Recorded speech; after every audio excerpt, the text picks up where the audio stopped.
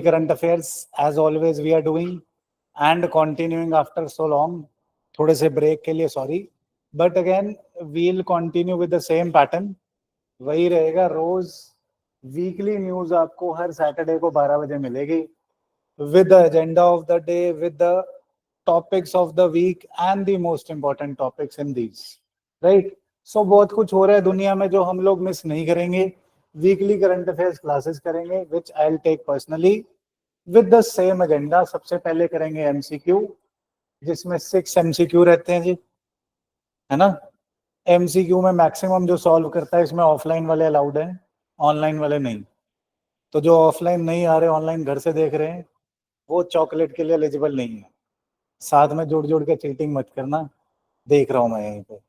Right. Then agenda for the day includes, आज ये थोड़ा वेव सा क्यों आ रहा है, चलो एनी हाउ. ट्यूबरक्लोसिस रिपोर्ट है, एनालॉग स्पेस मिशन है, सेंट्रल वाटर कमीशन है, and all those things. Because एक आधा एमसीक्यू इससे ना निकले, इसलिए I am skipping this part and MCQs पे आ रहा हूँ. You have 6 minutes. I am giving you the paper. इस पे मार्क कर लेना ABC and we'll check it then.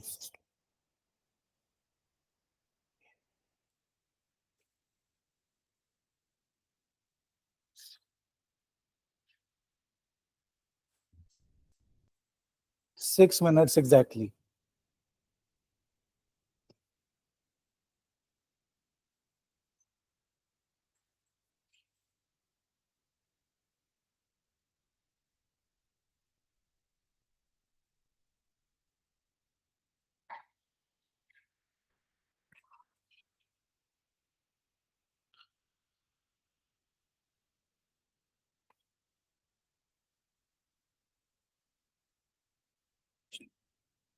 Simple simple से एमसीक्यूज हैं अभी.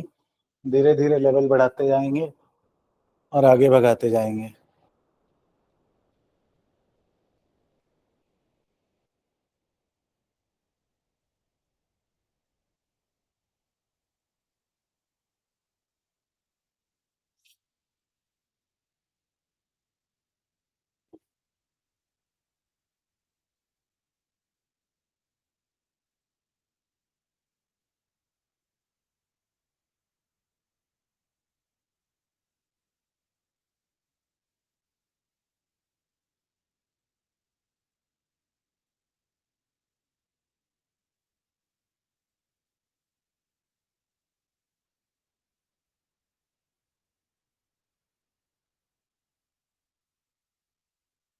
कोई प्रॉब्लम हो, कोई डाउट हो तो मेरे को बताना.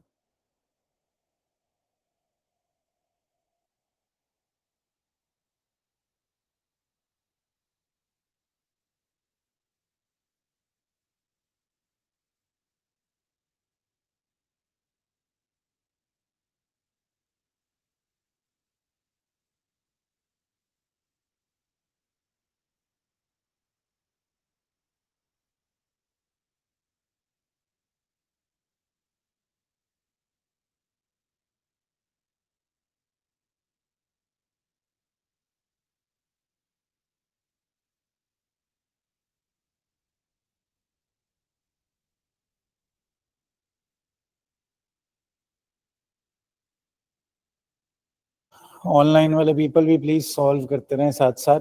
स्कोर बता देंगे बाद में.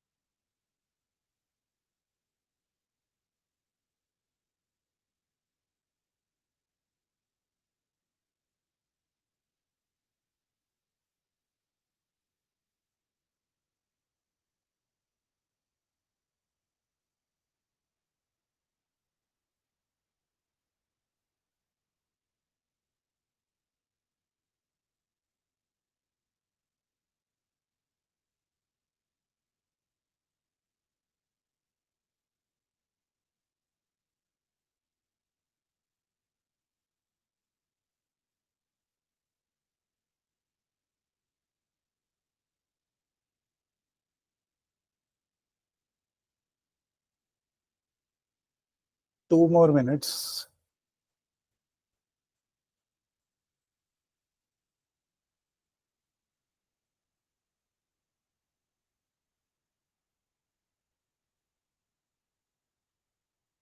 अगर 3 से कम स्कोर रहा सबका तो चॉकलेट मेरी.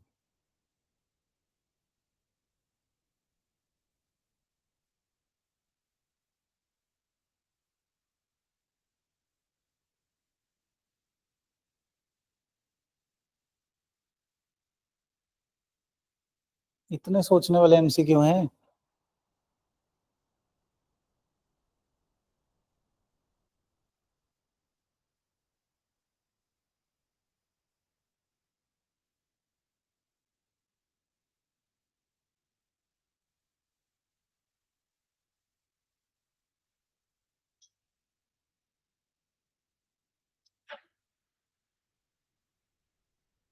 डन.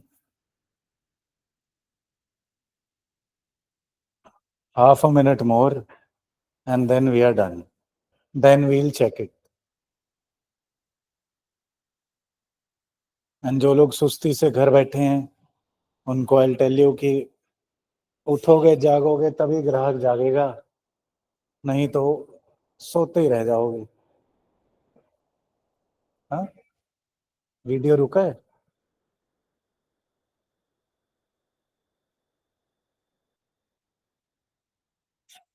अब चेक करो again.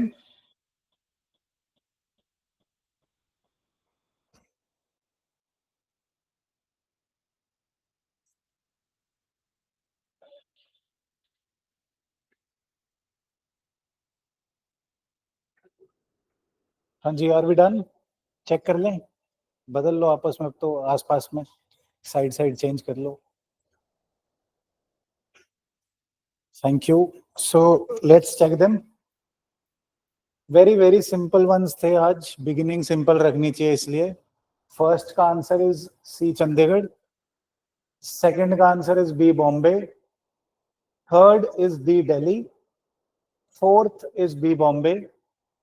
Fifth is C Chandigarh. Sixth is D Delhi. Discuss भी करेंगे, don't worry, but check them first. हो गया जी. तो कोई ऐसा जिसके 6 में से 6 सही हो?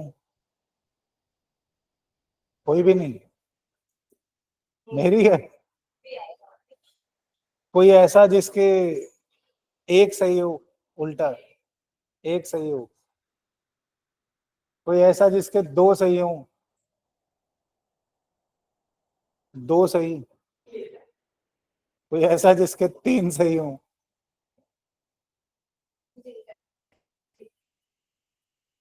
3 से ऊपर 4, 5. सो पहली करंट अफेयर्स के सेशन में जहां हम कवर कर रहे हैं, तो चॉकलेट किसकी होगी? चॉकलेट होगी मेरी. 3 से ऊपर वाले को चॉकलेट देता है ना, मैं 6 से. बट एक और कंडीशन भी तो है साथ में. अगर चॉकलेट मेरी है इसका मतलब क्या है? मैं तो आप सबका हूं. तो now you have to divide, है ना. हाईएस्ट मार्क्स जिसके हैं वो डिवाइड कर लेंगे. आपस में डिवीजन करके खा लेना. But what happened, they were so simple MCQs यार. इनको डिस्कस करते हैं एक बारी. व्हाट हैपेंड ओवर यार. ऑनलाइन वालों का स्कोर मुझे अगर पता लग जाए तो वेरी गुड. आप बोल के बता सकते हैं साथ में. So first question is consider the following statements about analog space mission. Analog space mission Ladakh में लॉन्च करी जा रही है और इंडिया में अर्थ पे लॉन्च करी जा रही है. ये बेसिकली क्या कर रहे हैं, इसमें बात करेंगे इसकी डिटेल में अभी टॉपिक में. But they are mimicking the space conditions in on the earth, कि बाहर जाके स्पेस में जाके एस्ट्रोनॉट्स को कैसा लगेगा, वो यहाँ पे बनाने की कोशिश कर रहे हैं. सो ये स्टेटमेंट गलत है. It will not, it will launch astronauts into low earth orbit, ये भी गलत है. कंस्ट्रक्टेड बाय नासा, नहीं जी, इसरो ने करा, ये भी गलत है. So how many of the statements are not correct? 1 2 3 is the answer. All of these statements are not correct. Then consider the following about glacial lakes. Climate change has led to shrinking of glacial lakes. Expansion of glacial lakes, उल्टा लिखा है, shrink नहीं expand करेंगी। अभी समझाऊंगा glacial lake बनती कैसे है, तो you will get the clearer picture, right. Then glacial lake outburst floods have increase due to global warming, yes. अगर इसमें लॉजिक लगाते, एक बात समझो, अगर लॉजिक समझ गए ना, प्रीलिम पास होगा ही होगा। ये दो स्टेटमेंट्स को भूल जाओगे, आपको आता है कि नहीं आता, सिंपली पढ़ो। एक जगह बोल रही है कि लेक श्रिंक हो रही है, मतलब पानी कम हो रहा है। दूसरी जगह बोल रहा है कि फ्लड बढ़ रहा है, मतलब पानी ज्यादा हो रहा है। So are these two statements contradicting each other? So ये दोनों तो एक साथ सच हो ही नहीं सकती। So it was so simple as that. If we get this logic na, that these do not go together, then we get to the answer easily, even if we don't know it. This is called logical and illogical statement. कोई ऐसा समझदार है जिसने दोनों statements को correct करा है? So next time ऐसा नहीं होना चाहिए कि हमारा लॉजिक सही बैठ जाए पेपर के साथ। हम बोलते हैं ना vibing, we can vibe with the exam. Shrinking कम होना, पानी कम होना, right. Then consider the following statements about vitamin D. आजकल सेलिब्रिटीज से भी ज्यादा फेमस है विटामिन डी। हर किसी को होता है कि विटामिन डी कम हो गया, विटामिन डी कम हो गया। And there are two states to it, sunscreen लगाएं कि ना लगाएं। So facts about this, I will tell you the news as well. Vitamin D can not be manufactured in our body, गलत। Skin में manufacture हो सकता है, under the skin, through sunlight. Raw material sunlight रहता है और skin के अंदर। दो विटामिन एक्चुअली, के और डी। विटामिन में के और डी हमारी बॉडी के अंदर मैन्युफैक्चर हो सकते हैं, बाकी सारे लगभग हमें बाहर से खाने पड़ते हैं। That is why they are called vitamins, because they are vital for the body and majority of them cannot be manufactured in our body. D and K can be. So ये statement गलत हो गई। This vitamin is called, scientifically called ascorbic acid. Ascorbic acid कौन सा होता है? ये तो नहीं है D. Which vitamin is called ascorbic acid? C. D को क्या बोलते हैं? ये तो विटामिन सी है। What is vitamin D called scientifically? ये यूपीएससी का एग्जाम है, स्कूल का नहीं है कि सीधा सीधा देंगे vitamin D. They will ask you scientific name, even state service पूछता है। एंड विटामिन डी हमने कभी ना कभी तो जिंदगी में खाया होगा, या हमारे पेरेंट्स ने खाया होगा, किसी नोन में खाया होगा। तो उस पैकेट पे कुछ लिखा रहता है, क्या होता है वो? What do we call vitamin D scientifically? नहीं याद आ रहा? खाया कभी विटामिन डी? नहीं, किसी ने भी नहीं खाया। चेक कराया, उस पर लिखा होगा विटामिन डी, नीचे उसके नाम। It is called, vitamin D is called calciferol. इसका प्राइमरी काम ही कैल्शियम एब्जॉर्प्शन होता है, बॉडी में बढ़ाना। Hence the word calciferol. Calciferol remember through out life now. अब किसी को बोलना हो ना विटामिन डी चेक करा ले, कैल्सीफेरोल चेक करा। कई जगह को कैल्सीफेरोल भी लिखा होता है, but calci is the catch word. Then ये बड़ा अच्छा कंसेप्ट है, इंपॉर्टेंट भी रहेगा, gravity energy storage. It can be done only on earth, ऐसा हो ही नहीं सकता, बिकॉज ग्रेविटी तो किसी भी बॉडी पे होगी जिसका मास है, हेंस सिर्फ अर्थ पे नहीं हो सकता।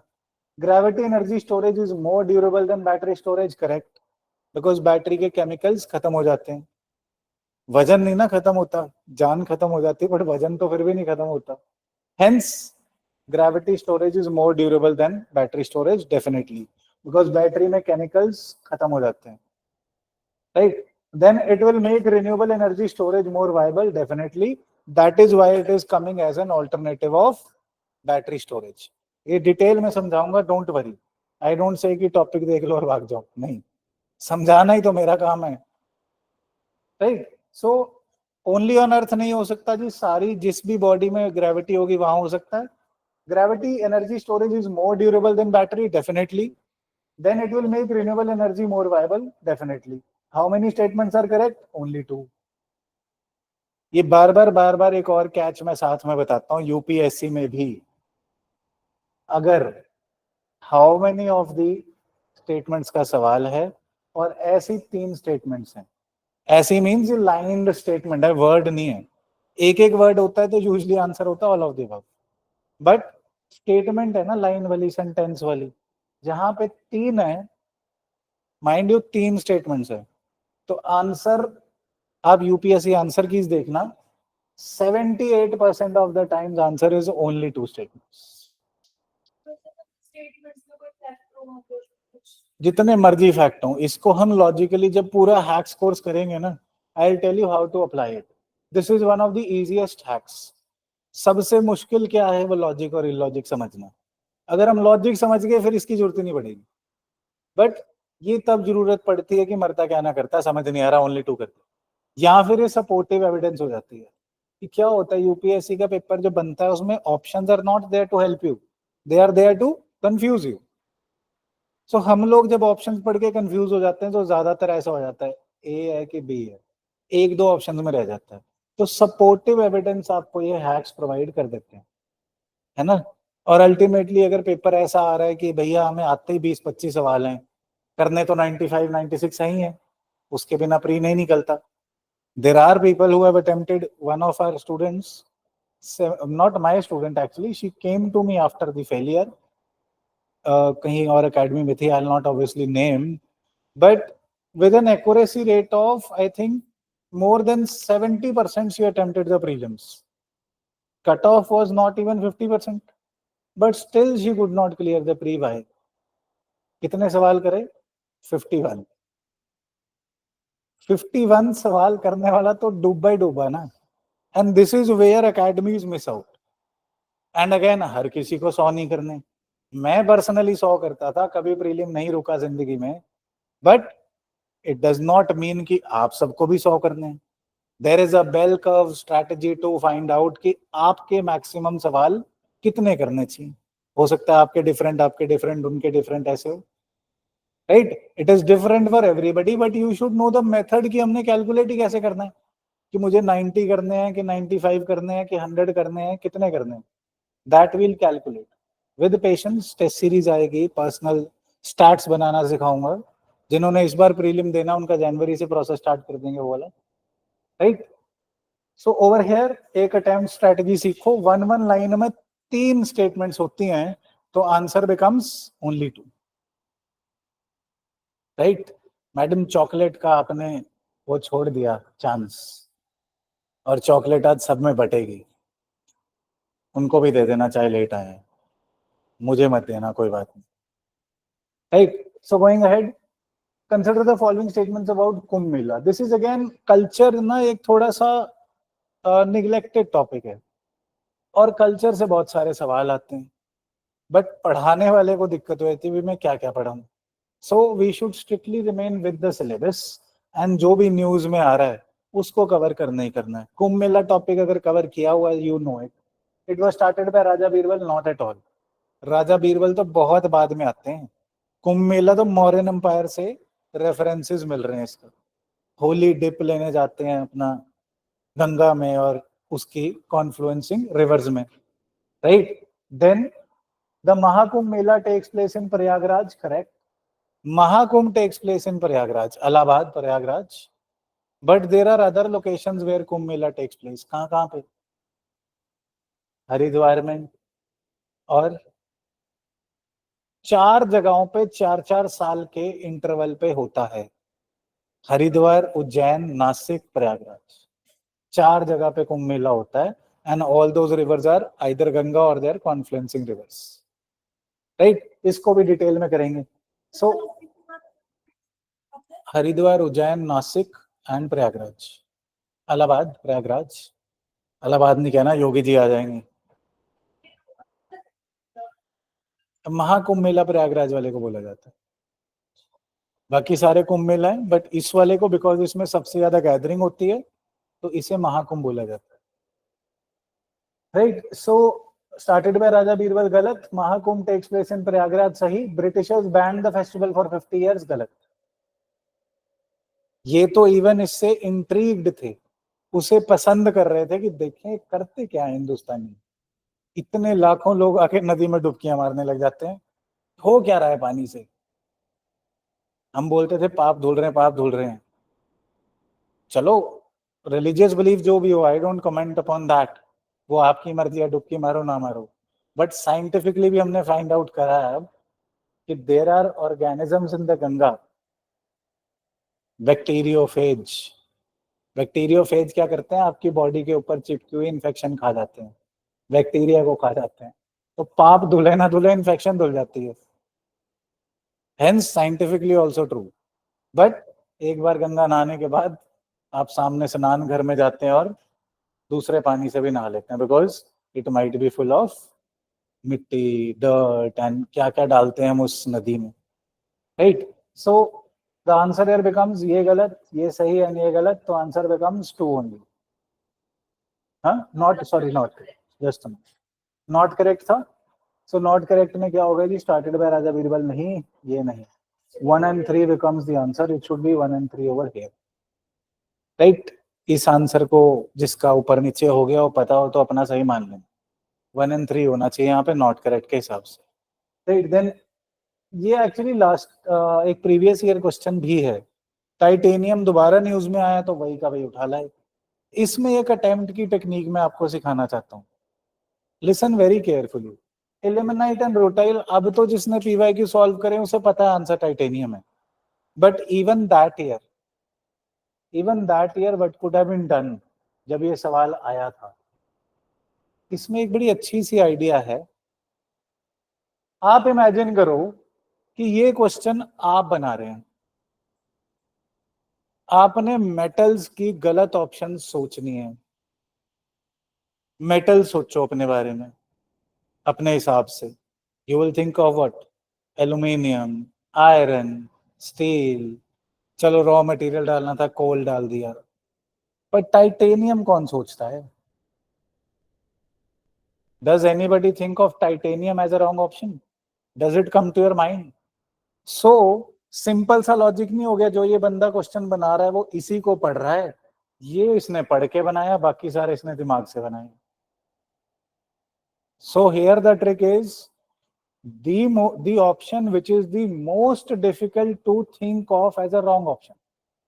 लॉजिक समझ रहे हो कि इनमें से सही वो होगा जो गलत ऑप्शन बनाना मुश्किल है, बिकॉज सही ऑप्शन तो किसी सोर्स से पढ़ रहा है, किताब से पढ़ रहा है या न्यूज़पेपर से पढ़ रहा है या गूगल से पढ़ता है, कहीं से तो टॉपिक देखा है ना उसने, इल्मेनाइट एंड रोटाइल। तो सही ऑप्शन तो उसके सामने है, बाकी उसने सोच से निकाल ली है।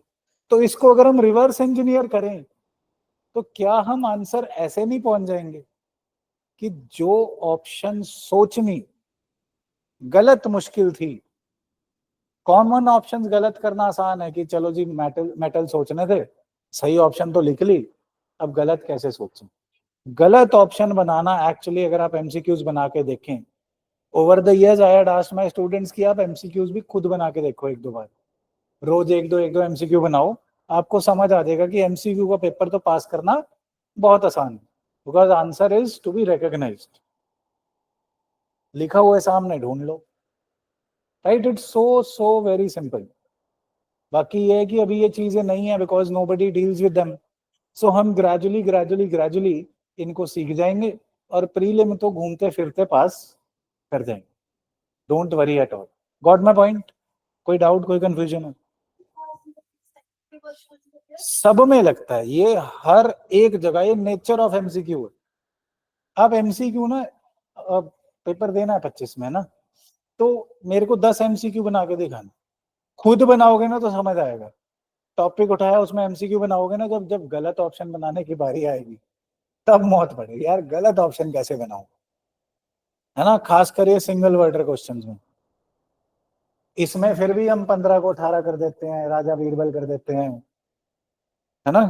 I had given you this hint over here कि वर्ड भी लिखा है, नंबर भी लिखा है, ब्रिटिशर्स भी लिखा है, बैंड भी लिखा है, नेगेटिव स्टेटमेंट भी है। इसको बनाना आसान है गलत, बट इसको पकड़ना भी आसान है भी गलत कैसे हुआ।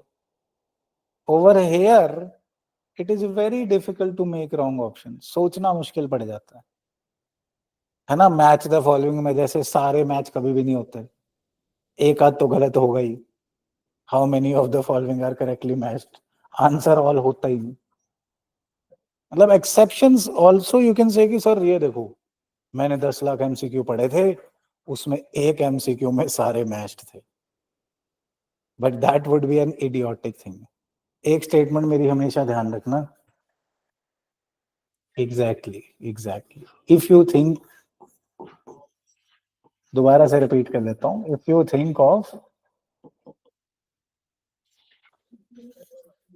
Of rare things, then you are rarely right. और जनरल स्टडीज के एग्जाम में इधर वेरी रेयरली राइट भी कर लेगा, बड़ी ही मुश्किल से 10 लाख में से एक बार आप सही सोचोगे। और इसमें एक और चीज अप्लाई करती है डायरेक्टली, जब आपके ग्रेजुएशन या ऑप्शनल का क्वेश्चन जीएस में आ जाता है, मेंस और प्रीलिम दोनों, तब आप रेयर थिंग सोचने लगते हो। जैसे क्वेश्चन आता था ना, ये वाली रिट कौन सी बॉडीज पे हो सकती है, law is my optional, law is my qualification. So अगर मैं एक्सेप्शन सोचूं तो सारी रिट्स लगभग सब पे लगाई जा सकती हैं, बट हमें जनरल स्टडीज के रेपर्टोयर में, जनरल स्टडीज के दायरे में रहना है, प्रेजेंट में रहना है, दीवारों में रहना है, right. So similarly over here, जो ये मैं हैक्स और ट्रिक्स बताता जा रहा हूं, ये more than 80% of the time सच होंगे अगर हम सही से करना सीख गए, राइट। इनका एम यही रहेगा कि 100 में से, आजकल जो पेपर की नेचर है, 100 में से लगभग 30 एक सवाल सबको आते होते हैं जो अच्छा एस्पिरेंट है, इससे ज्यादा नहीं आते होते। अब बोल लो कि कोई यार मेरे को तो 70 आते थे, मैंने 10 लाख टॉपिक पढ़े थे, मुझे सारे आते थे, ना भैया पास करके दिखाओ प्रीलिम फिर, है ना। अकबर के जमाने में प्रीलिम और आज के जमाने में प्रीलिम में जमीन आसमान का फर्क है। आजकल यही स्टैट्स हैं जिन्होंने दिया प्रीलिम, आप पूछ सकते हो, 30-35 हद मार के 40, 100% यही आते होते हैं, और इसमें से भी 10% गलत होते हैं।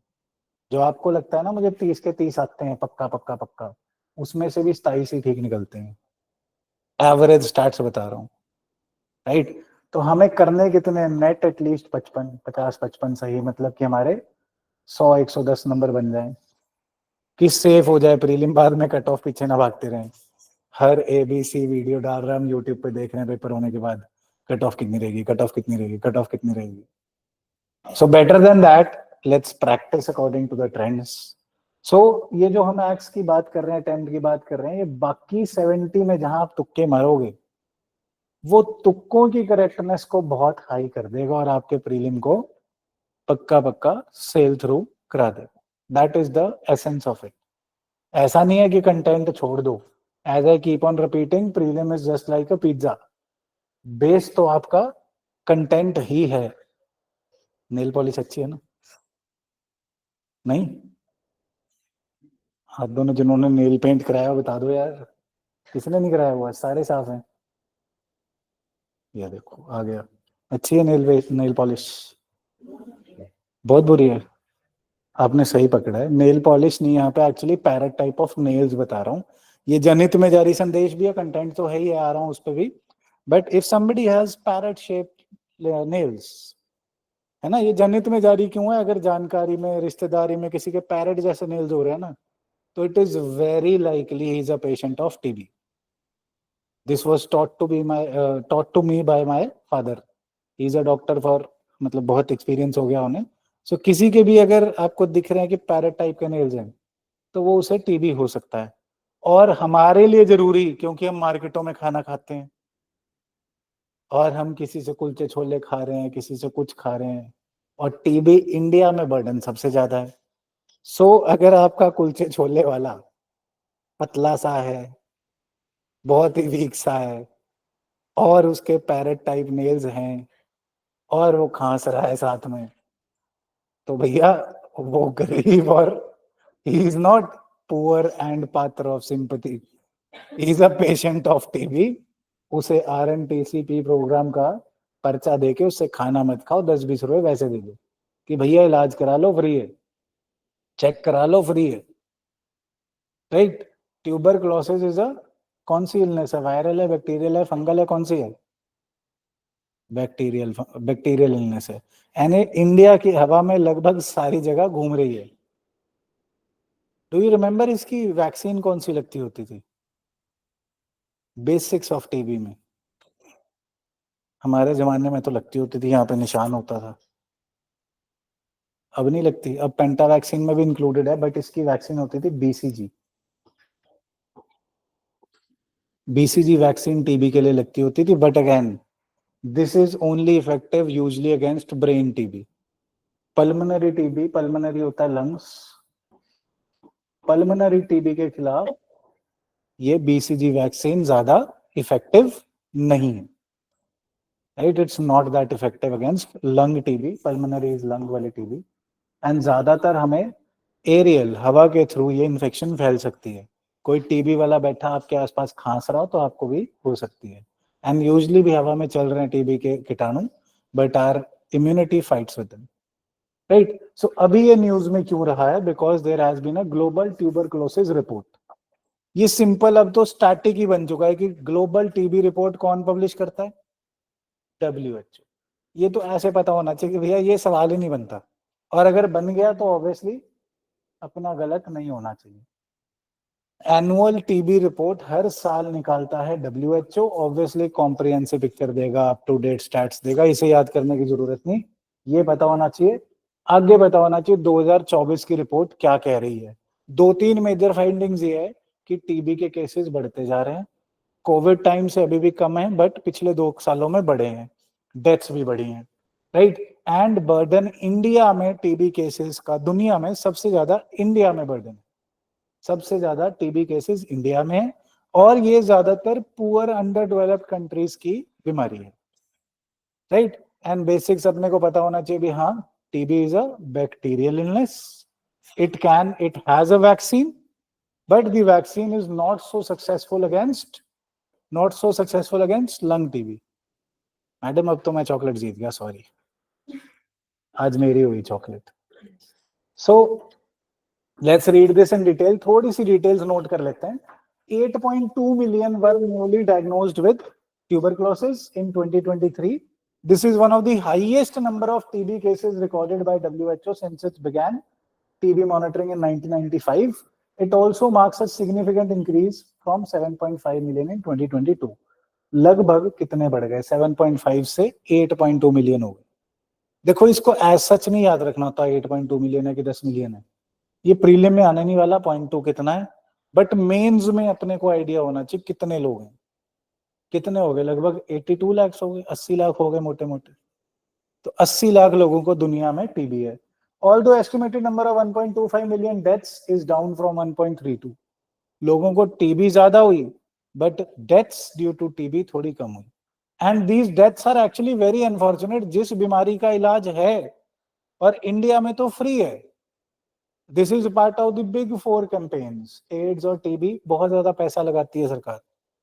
Revise national TB control programme चल रहा है, RNTCP, ये अपने को पता होना चाहिए। इसमें फ्री इलाज है, but people are irregular with this medicine.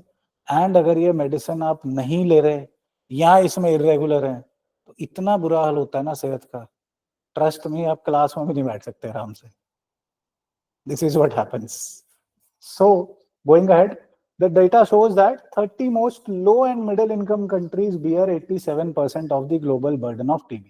So, ये usually low and middle income countries की बीमारी है जहां पे हाइजीन को ध्यान नहीं दिया जाता। कल 2 लोग मास्क पहन के आए थे तो I was very happy. Covid के टाइम में जो हम हाइजीन को ध्यान दे रहे थे ना, जहां भी हाथ लग गया सैनिटाइज कर लिया, इवन हमें पता लगा कि दरवाजे के हैंडल भी हमारे लिए इन्फेक्शन का सोर्स हो सकते हैं, उसको भी हाथ लगा के खाना खाने से पहले धो लेते थे। फिर हमें ये भी पता चला भाई धोना अच्छा है, सैनिटाइजिंग कम। तो that was actually very very good for the nation, but हम लोग भूलने में, पढ़ाई और अच्छी चीजें टाइम नहीं लगाते। तो इट इज वेरी बैड कि हम लोग फिर भूल गए हैं। पढ़ के जाते हैं, जाके नीचे मार्केट में कुछ खा लेते हैं, हाथ धोने तो भूल गए, है ना? कितने सारे हम नीचे कुलचे वाला अच्छा भी खड़ा होता है, मैंने खाया नहीं अभी तक, but I have heard he makes good कुलचे छोले। खाए किसी ने वहां पे? किसी ने भी नहीं। नहीं खाएं, अच्छे हैं, मेजरली अच्छे हैं.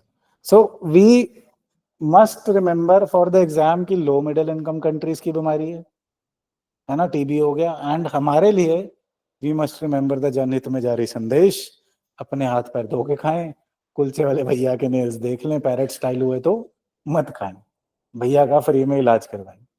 राइट. सो इंडिया में कितना बर्डन है जी? 26% of the, more than 1/4, 26% of the total cases. और हमारी नेबरहुड में ही है सारे, India, Indonesia, China, Philippines and Pakistan. Total कुल मिला के दुनिया के 56% case, 56% cases are over here only.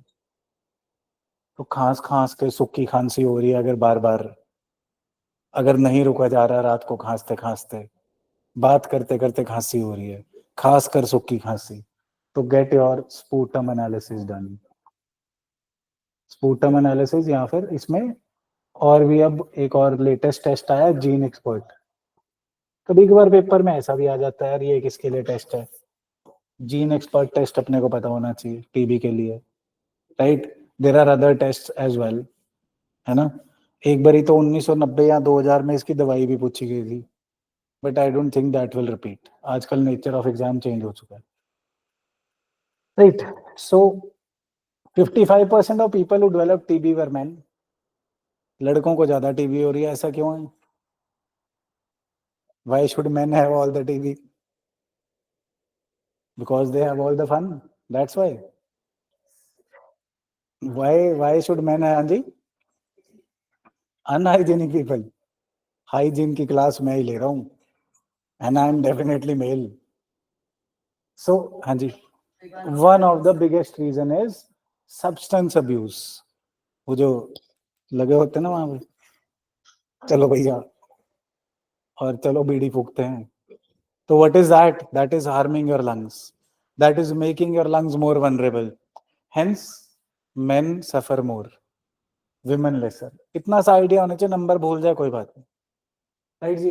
Then according to report a significant number of new TB cases are driven by 5 major risk factors: under nutrition, HIV infection, alcohol use disorder, smoking and diabetes. एक और चीज ध्यान रखना है यहीं पे, HIV के बारे में भी सीख लो. एचआईवी एड्स क्या है? What is HIV AIDS? It is an illness caused by virus, है ना, रेट्रोवायरस. और इसमें क्या होता है एचआईवी एड्स में? HIV AIDS itself does not और can not kill a person. ये आपकी इम्यूनिटी को रोक देती है. हमारी इम्यूनिटी में सेल्स होते हैं, टी सेल्स, व्हाइट सेल्स होते हैं. आपने पढ़ी होगी बायोलॉजी, नहीं तो आगे पढ़ोगे. सो ऐसा मानो यार, बड़ी अच्छी सी कहानी सुना दूं, 1-2 मिनट ले लूं आप लोगों के, बेसिक थोड़ा क्लियर हो जाएगा. नहीं लेने? जल्दी है? अच्छा. सो अपने पास मान लो हमारी बॉडी के अंदर, जैसे देश की आर्मी, हमारी भी आर्मी है. सो एक सनी देओल की पिक्चर बनी थी नरसिम्हा. उसमें Sunny Deol is very very powerful. बहुत ताकतवर होते हैं, 2.5 किलो का हाथ, 10 किलो की लात, सब कुछ होता है. सो बट सनी देओल शराब पी के सोता रहता है. जब कोई गुंडा वुंडा आता है तो उसे उसके साथ वाले उठाते हैं कि भाई उठ जल्दी उठ. फिर वो उठ के सारे गुंडों को मार देता है, फिर सो जाता है. Just like in are philosophy, Kumbhakarna होते थे, सोते रहते थे. कुछ कुंभकर्ण यहाँ भी होंगे जो सोते रहते होंगे, है ना. सो प्राइमरली हमारी इम्यूनिटी में भी एक ऐसे सेल होते हैं, हेल्पर सेल्स. हेल्पर सेल्स एक तरह से, बहुत ही क्रूड वे में कह रहा हूं, कि बाकी सेल्स को उठाते हैं, टी सेल्स को, फाइटर सेल्स को उठाते हैं कि आओ इन्फेक्शन आ गई, मारो. तो एड्स क्या करता है, जो एक्वायर इम्यूनो डेफिशिएंसी सिंड्रोम है, वो आपकी इम्यूनिटी के हेल्पर सेल को यूजलेस कर देता है. हेल्पर सेल को पता ही नहीं लगता कि भाई इन्फेक्शन आ गई, तो फाइटर सेल उठता ही नहीं. जब हेल्पर सेल काम नहीं कर रहा तो फाइटर सेल लड़ नहीं रहा. तो AIDS just switches off your immunity and then any infection can kill you. AIDS नहीं मारता. और ज्यादातर अपॉर्चुनिस्टिक इन्फेक्शन किसे बोला जाता है? जो जिसे एड्स होता है ना, वो यूजुअली उसके ऊपर टीबी आ जाती है, और टीबी उसे चिंबड़ जाती है, टीबी उसे मार देती है. So TB is an opportunistic infection related with AIDS, है ना. Hence one of the major causes of increasing TB is HIV infection. तो संयम और सुरक्षा वाली बात ध्यान रखने वाली बात, right? Any confusion over there? So 2023 में इंडिया में 27 लाख केसेस हैं जी, of which 25.1 were diagnosed and put on treatment as well. This is a good number.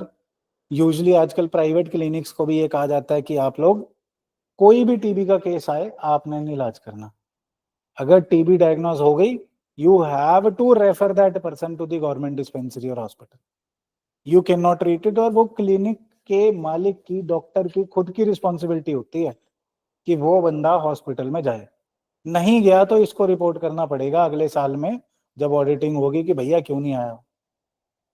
So we are keeping a close eye, we are trying. एक और portal था इसका, if anybody remembers the name, current affairs में last year था, हाँ जी, Nikshay portal, बिल्कुल। ऐसा सा कुछ घूमता फिरता ना आ जाए तो पिछले कंटेम्प्रेरी अफेयर्स भी हम लोग करंट अफेयर्स के साथ करते चलेंगे। Nikshay portal, RNTCP, bacterial illness, these are the things related with TB. चलो फिर नेक्स्ट स्पेस घूम के आते हैं। What is this analog space mission? Analog space mission is actually a good development, a very big development for Indian Space Research Organization.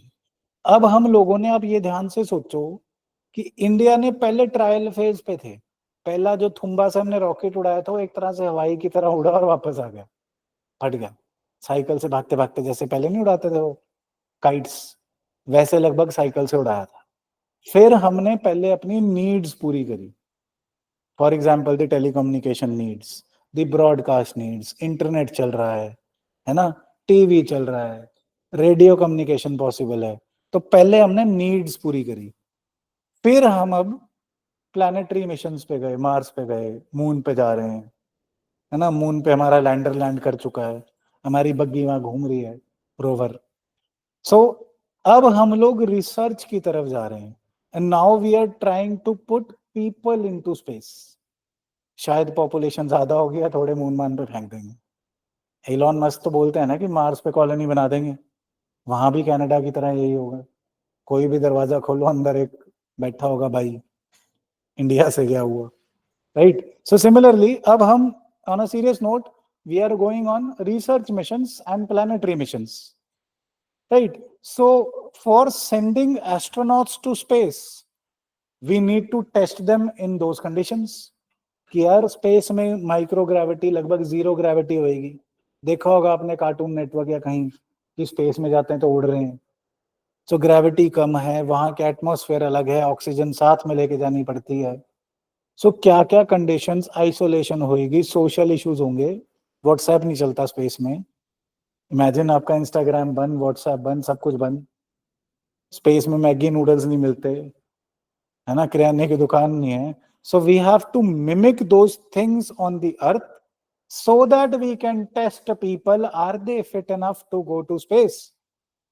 So astronauts की team तैयार करने के लिए, स्पेस को अर्थ पे मिमिक करने के लिए एनालॉग स्पेस मिशन है। What is this? This is trying to mimic space like conditions on the earth, और ये नासा वगैरह ने तो बना रखे थे, अब इसरो भी बना रहा है, इसरो ने बना दिया है। दिस इज नियर लद्दाख, ये सेटअप करेंगे और लद्दाख की एजेंसीज एंड IIT बॉम्बे करेगा साथ में, बट कंसेप्ट अपने को ध्यान देना चाहिए, it is trying to mimic, ये उसको कॉपी करने की कोशिश कर रहा है, जहां पे स्पेस में जो कंडीशंस होंगी कि एस्ट्रोनॉट्स को एंड अदर पीपल को जिसे भी टेस्ट करना है वो यहीं पे अर्थ पे रेप्लिकेट कर सके और टेस्ट हो सके। Is that too tough? कुछ भी नहीं है ना इसमें, बट अपने को वन ऑन वन कंडीशंस में पता होना चाहिए हम कर क्या रहे हैं।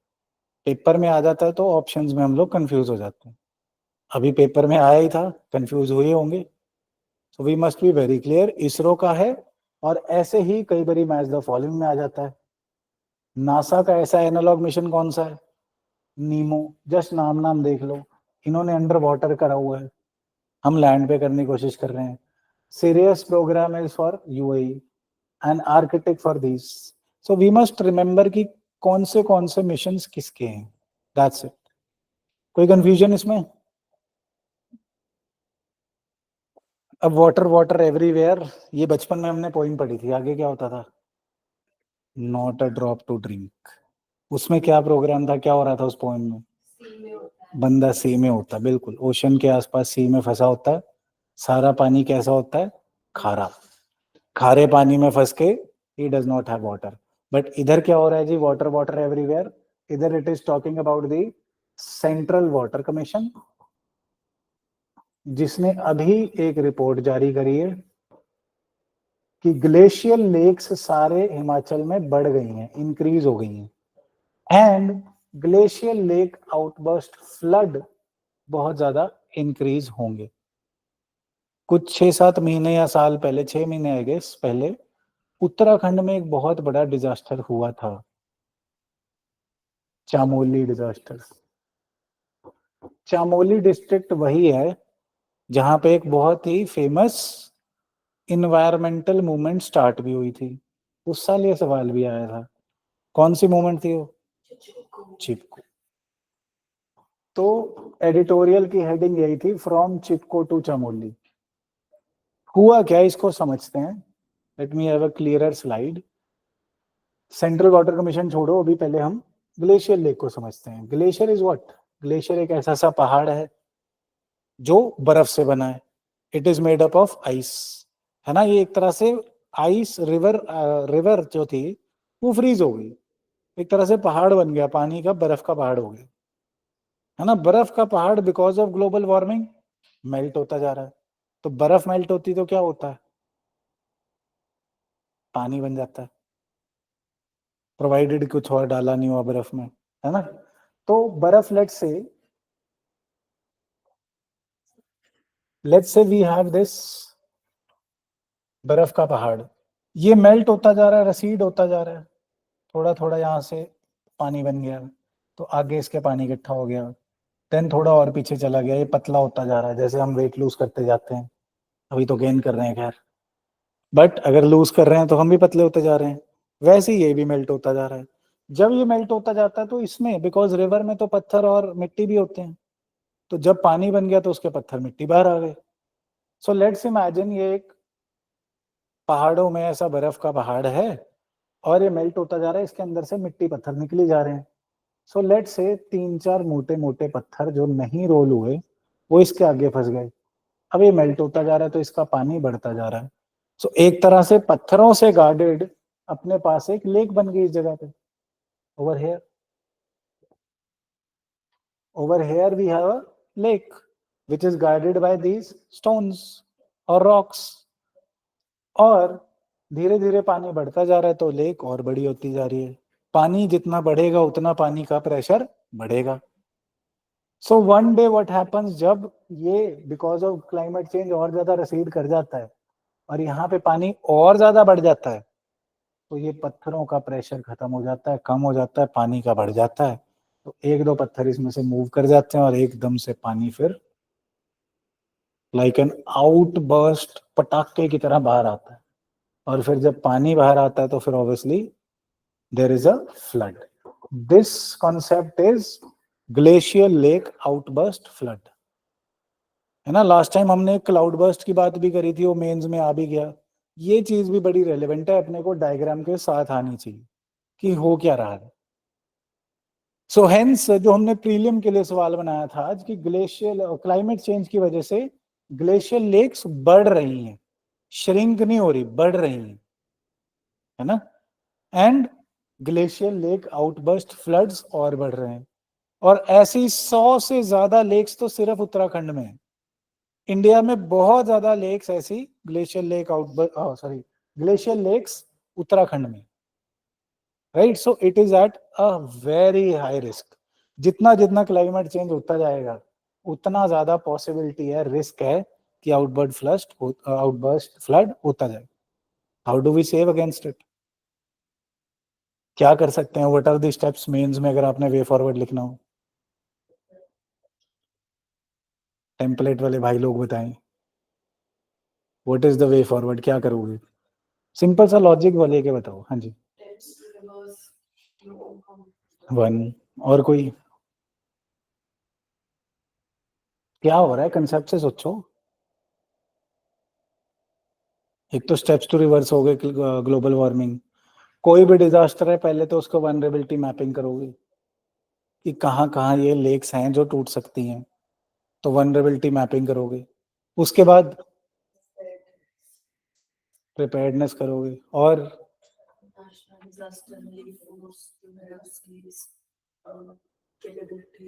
हाँ एसओपीज बना दोगे, सही। और अरे रॉ की तो टूट रही है इस पे, यस, यहाँ पे गार्ड रेल्स लगाओगे ना कि पानी फटे नहीं, और इसके आसपास के इंफ्रास्ट्रक्चर डेवलपमेंट को ऐसा प्लान करोगे कि अगर फट भी जाए तो कुछ ना हो, है ना। वो मंदिर डूब गए थे बीच में कुछ उत्तराखंड में, केदारनाथ आई थिंक, सही,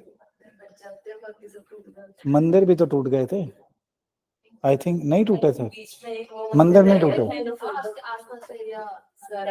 अच्छा मंदिर वॉज वेल प्लान्ड, और मंदिर was guarded by the divine,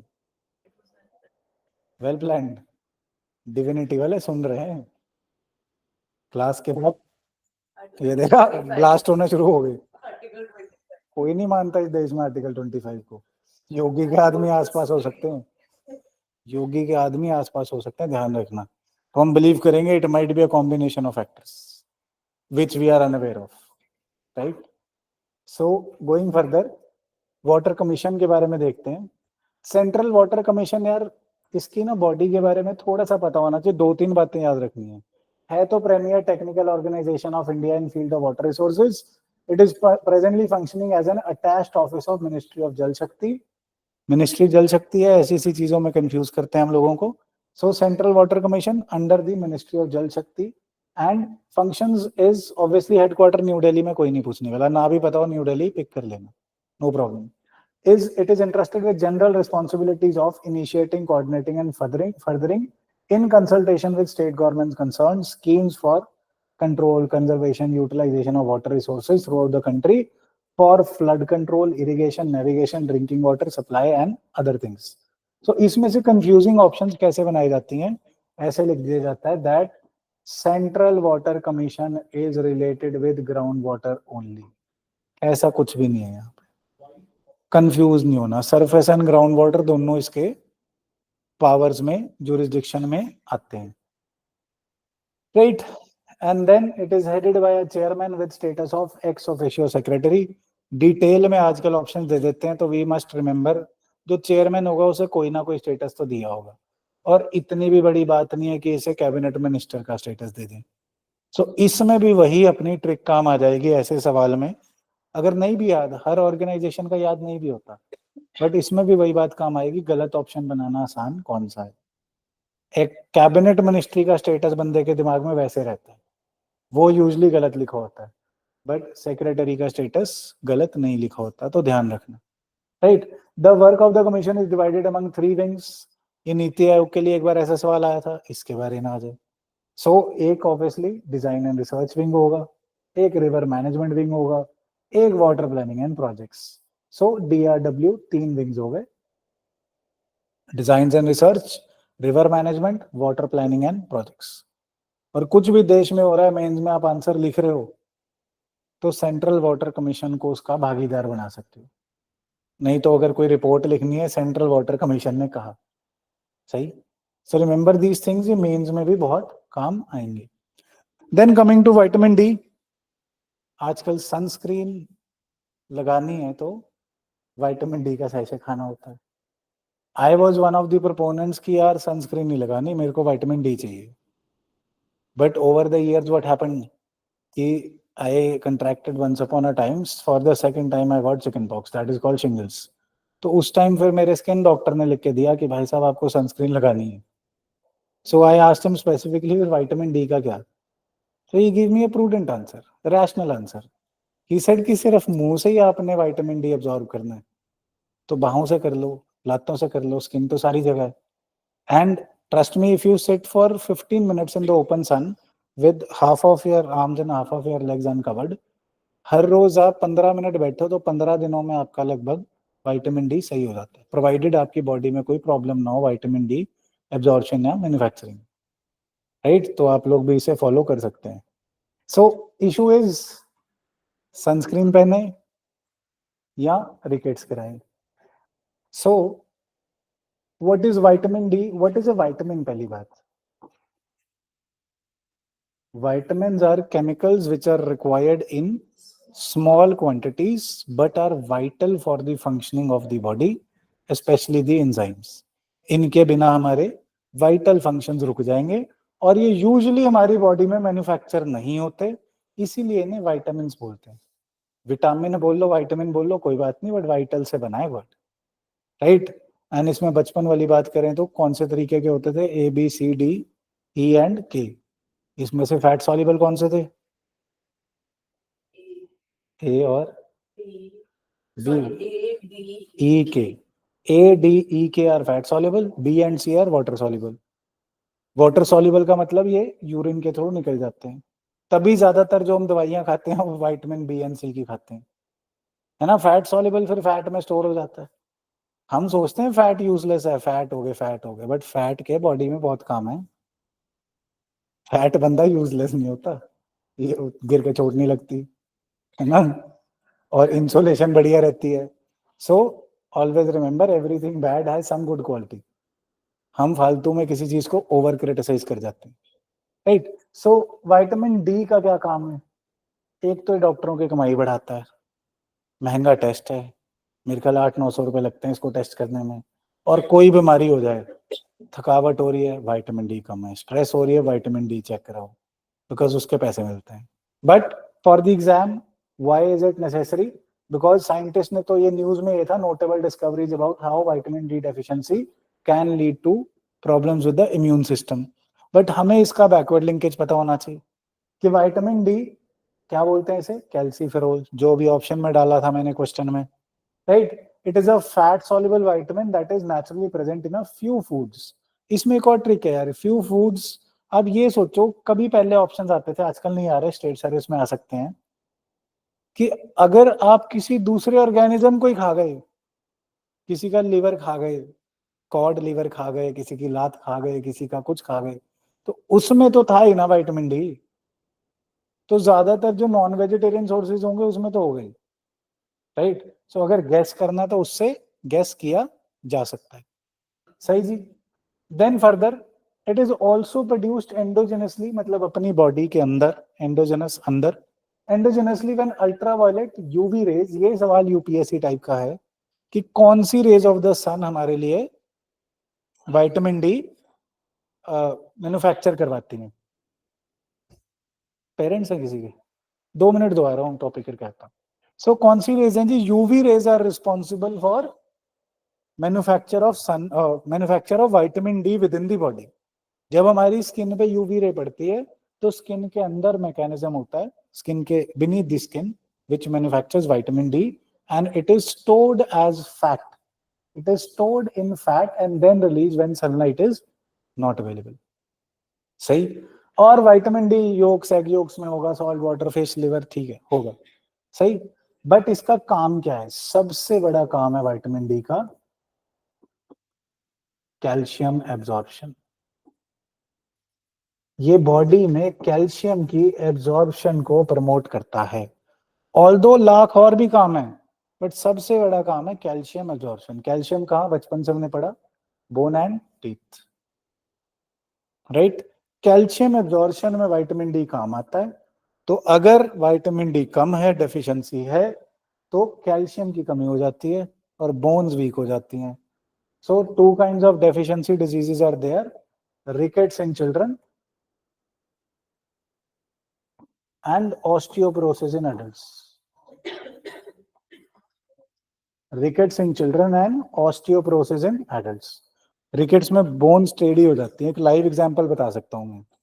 यहाँ पे एक भाई झाड़ू मारता है, देखा होगा आपने, उनका नाम, चलो how does it matter, Shantaram उनका नाम है. जब वो चलते हैं ना, उनकी लेग्स देखना, ऐसे हमारी सीधी लेग्स है ना लगभग, ऐसे लेग्स हैं उनकी. So as a kid he might have suffered deficiency of vitamin D. Notice करना हमेशा ध्यान रहेगा. एग्जाम्पल और किसी को हाईलाइट नहीं कर रहा हूँ. द थिंग इज कि आप अगर नोटिस करने लगोगे तो आपको कभी ये भूलेगा नहीं.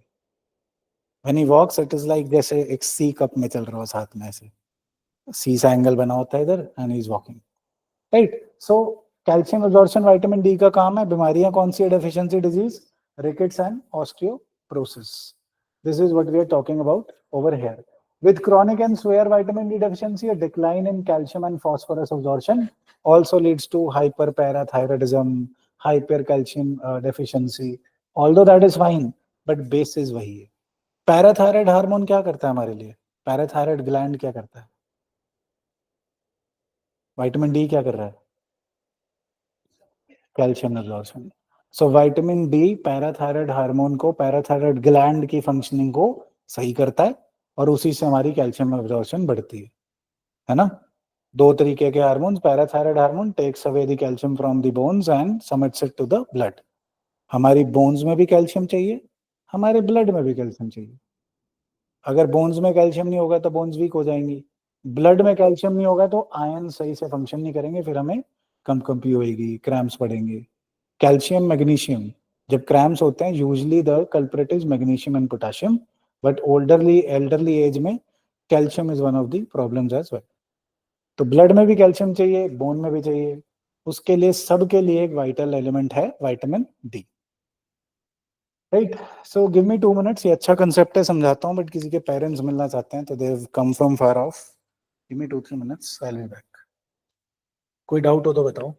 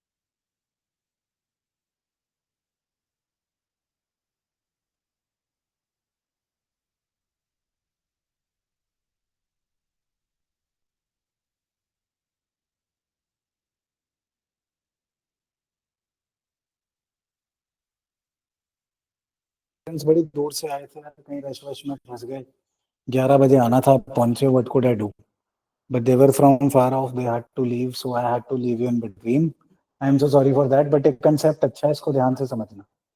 इससे पहले एक बिल्कुल बेसिक बेसिक सी बात समझते हैं, वेरी बेसिक। पहले मुझे बचपन में लगता था, जब तैयारी स्टार्ट करी थी, तब बचपन था, बुढ़ापा आ गया ऑल दो, बट उस टाइम मुझे लगता था पता नहीं न्यूक्लियर पावर प्लांट कितनी बड़ी बात होगी, पता नहीं थर्मल पावर प्लांट कितनी बड़ी बात होगी। बाद में पता चला कि ये तो सारे के सारे एक वेरी सिंपल प्रिंसिपल पे चलते हैं। वेरी वेरी सिंपल प्रिंसिपल जो हमने स्कूल में पढ़ा था, इंजीनियरिंग जिन्होंने करी है उन्होंने दोबारा पढ़ा था, thermo electric induction. What is happening, बचपन में हम लोग खेलते थे मैग्नेट से, एक मैग्नेट ले लो, एक तार ले लो, तार मतलब conductor wire, copper wire, whichever conducts electricity. Simple सी छोटी सी बात है, ये मैग्नेट के आसपास तार लपेट लो, मैग्नेट लिया उसके आसपास तार बांध ली। अब अगर दो ही बातें हो सकती हैं, अगर आप इस तार में बिजली डाल दोगे तो मैग्नेट ऑटोमेटिकली हिलने लगेगा, फॉर एग्जांपल फैन। अगर आप इस मैग्नेट को किसी और पावर से हिला लोगे तो तार में बिजली ऑटोमेटिकली पैदा हो जाएगी। दो ही बातें हैं, if you move the magnet electricity would be produced in the conductor, if you provide electricity to the conductor there would be motion in the magnet. ये हमारी सारे आसपास यही चल रहा है। फैन में क्या हो रहा है कि हमने बिजली डाली, मैग्नेट हिलने लगा, फैन घूमने लगा। जनरेटर में क्या हो रहा है, पेट्रोल या डीजल से हमने मैग्नेट को घुमाया तो तार में बिजली पैदा हो गई। हाइड्रो इलेक्ट्रिक पावर में क्या हो रहा है, अरे भाई कुछ नहीं है, पानी रोका हमने, यहाँ पे पानी रोक लिया हाइट पे, लेट्स से रिवर जा रही थी आराम से अपना घूमते फिरते कि भैया चलो चले चलो चले घूम के आते हैं, इसमें पानी जा रहा था, हमने इसके आगे दीवार बना दी लंबी सी, अब पानी इकट्ठा होता गया होता गया होता गया होता गया, पानी हाइट पे इकट्ठा हो गया काफी। जैसे ये पानी काफी हाइट पे हो गया तो हमने यहाँ से गेट खोल दिया, पानी एकदम रश से निकला, यहाँ पे क्या लगा दिया हमने, वो मैग्नेट। जब पानी निकलता जा रहा है तो मैग्नेट घूमता जा रहा है, which we call as turbine. तो वो मैग्नेट घूमा तो तार में क्या होगा, बिजली। सो ऐसे हमने पानी से बिजली बना ली। ऐसे ही विंडमिल से मानो, विंडमिल का पंखा सा बना दिया, अब ये पंखा घूमेगा, पंखे के अंदर क्या है, टरबाइन, टरबाइन में क्या है, वही मैग्नेट, वो मैग्नेट घूमेगा, उससे बिजली पैदा हो जाएगी। और देन आई थॉट चलो न्यूक्लियर पावर प्लांट में तो कुछ अलग होगा, जो इतनी सोफिस्टिकेटेड टेक्नोलॉजी है। कुछ नहीं भाई, कुछ नहीं। न्यूक्लियर पावर प्लांट में क्या करा, सिंपल डिजाइन बता रहा हूँ, एक जगह न्यूक्लियर पावर से हीट जनरेट कर ली, न्यूक्लियर डिसइंटीग्रेशन से, यूरेनियम से, ऐसा मान लो कि एक तरह से गैस जला ली, और गैस पे क्या उबाल लिया, पानी, वाटर। वाटर को उबालोगे तो क्या बन जाएगा, वो स्टीम। स्टीम को फिर एक पाइप सी में घुमा के, पाइप में क्या लगा है, टरबाइन, फिर वही मैग्नेट घुमाया ये टरबाइन से, ये स्टीम से, और फिर बिजली पैदा हो गई। फिर आगे पानी गया तो उसे ठंडा करके फिर से पानी बना लिया कूलेंट से, फिर से उसे उबाल लिया, फिर स्टीम बना लिया। बस एनर्जी न्यूक्लियर जो मटेरियल से आई है, that is tough to control, that is the only problem.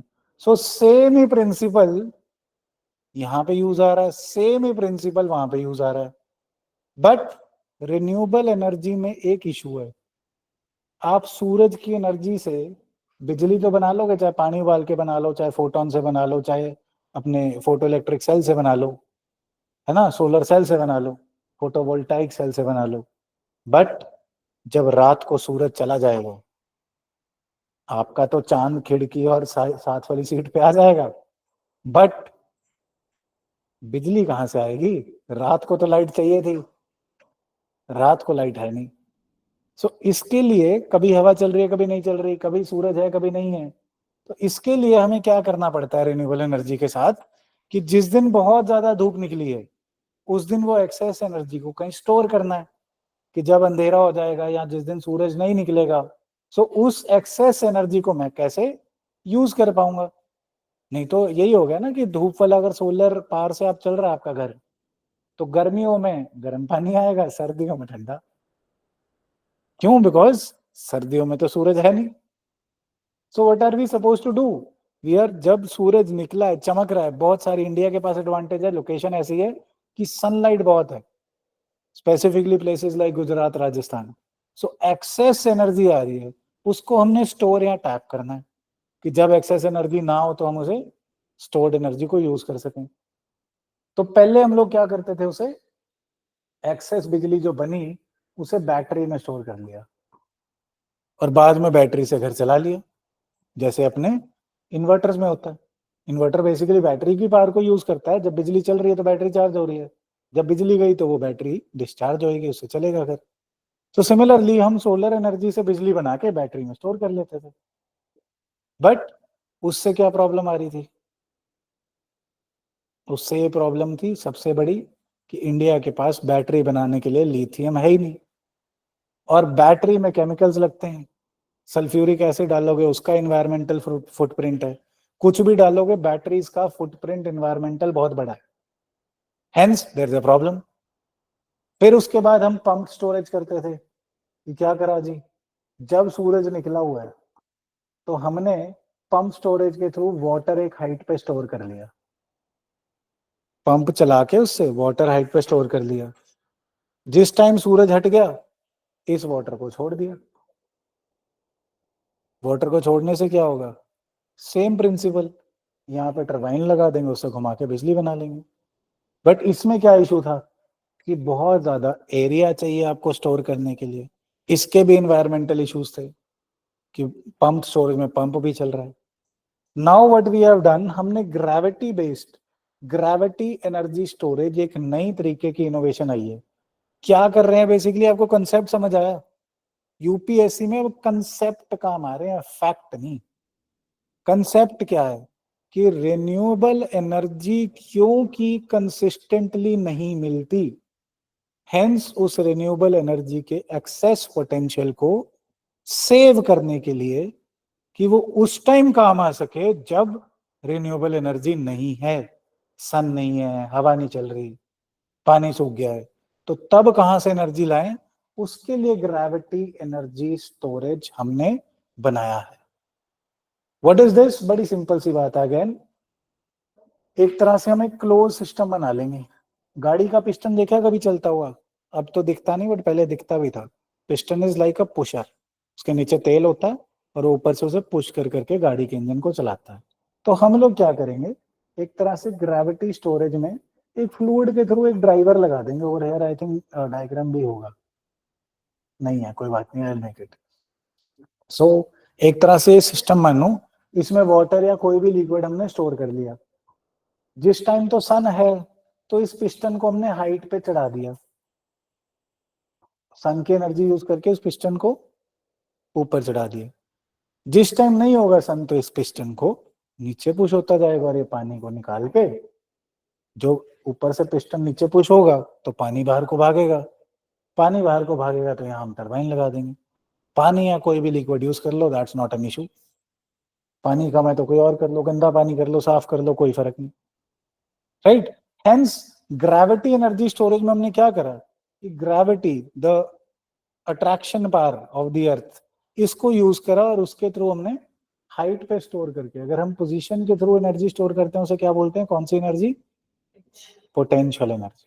तो हमने पोटेंशियल एनर्जी, इसको पुट्ठा भी पूछा जा सकता है, that gravity storage uses which kind of energy? Potential energy, और a mixture of potential and kinetic. Potential यहाँ पे, फिर बाद में काइनेटिक हो जाएगी। स्टोरेज में पोटेंशियल, यूजेज में kinetic.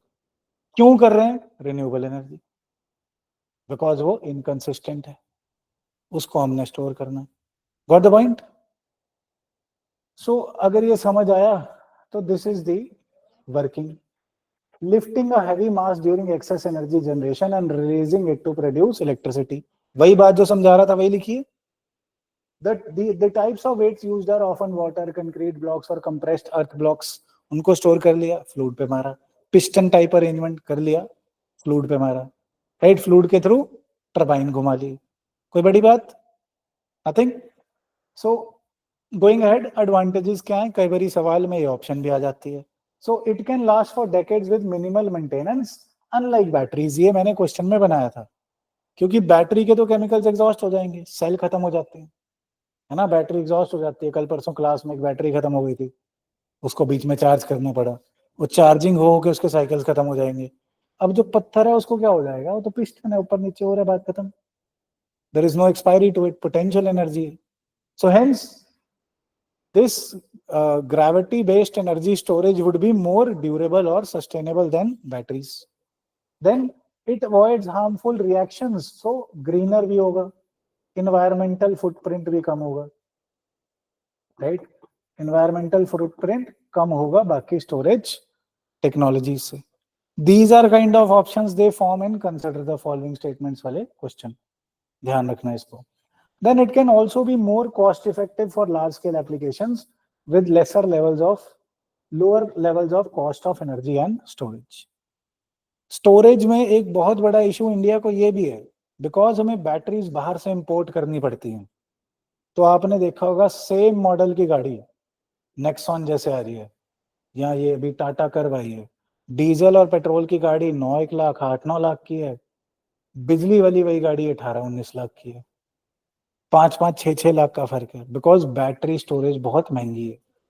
So if we can learn these kind of things and make them onto a minuscule thing as well, then it would be great.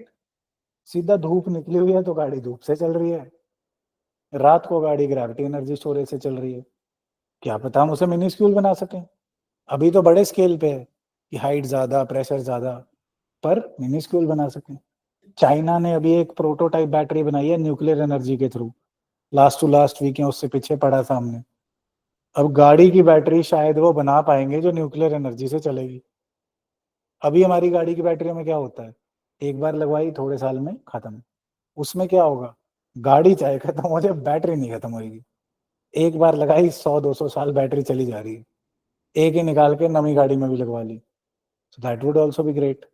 So these are innovations which would actually make the life of mankind more greener and more productive and profitable. तभी बार बार UPSC energy से सवाल पूछता है, और energy एक ऐसा topic है जो हम लोग इग्नोर कर देते हैं।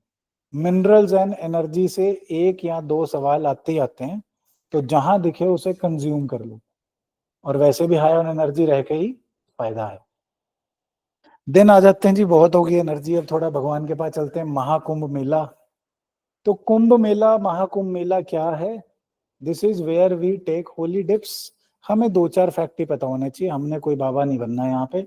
सो कुंभ मेला 4 लोकेशंस पे होता है, एज ए सेड, ये मॉडर्न टाइम से इसकी रेफरेंस है।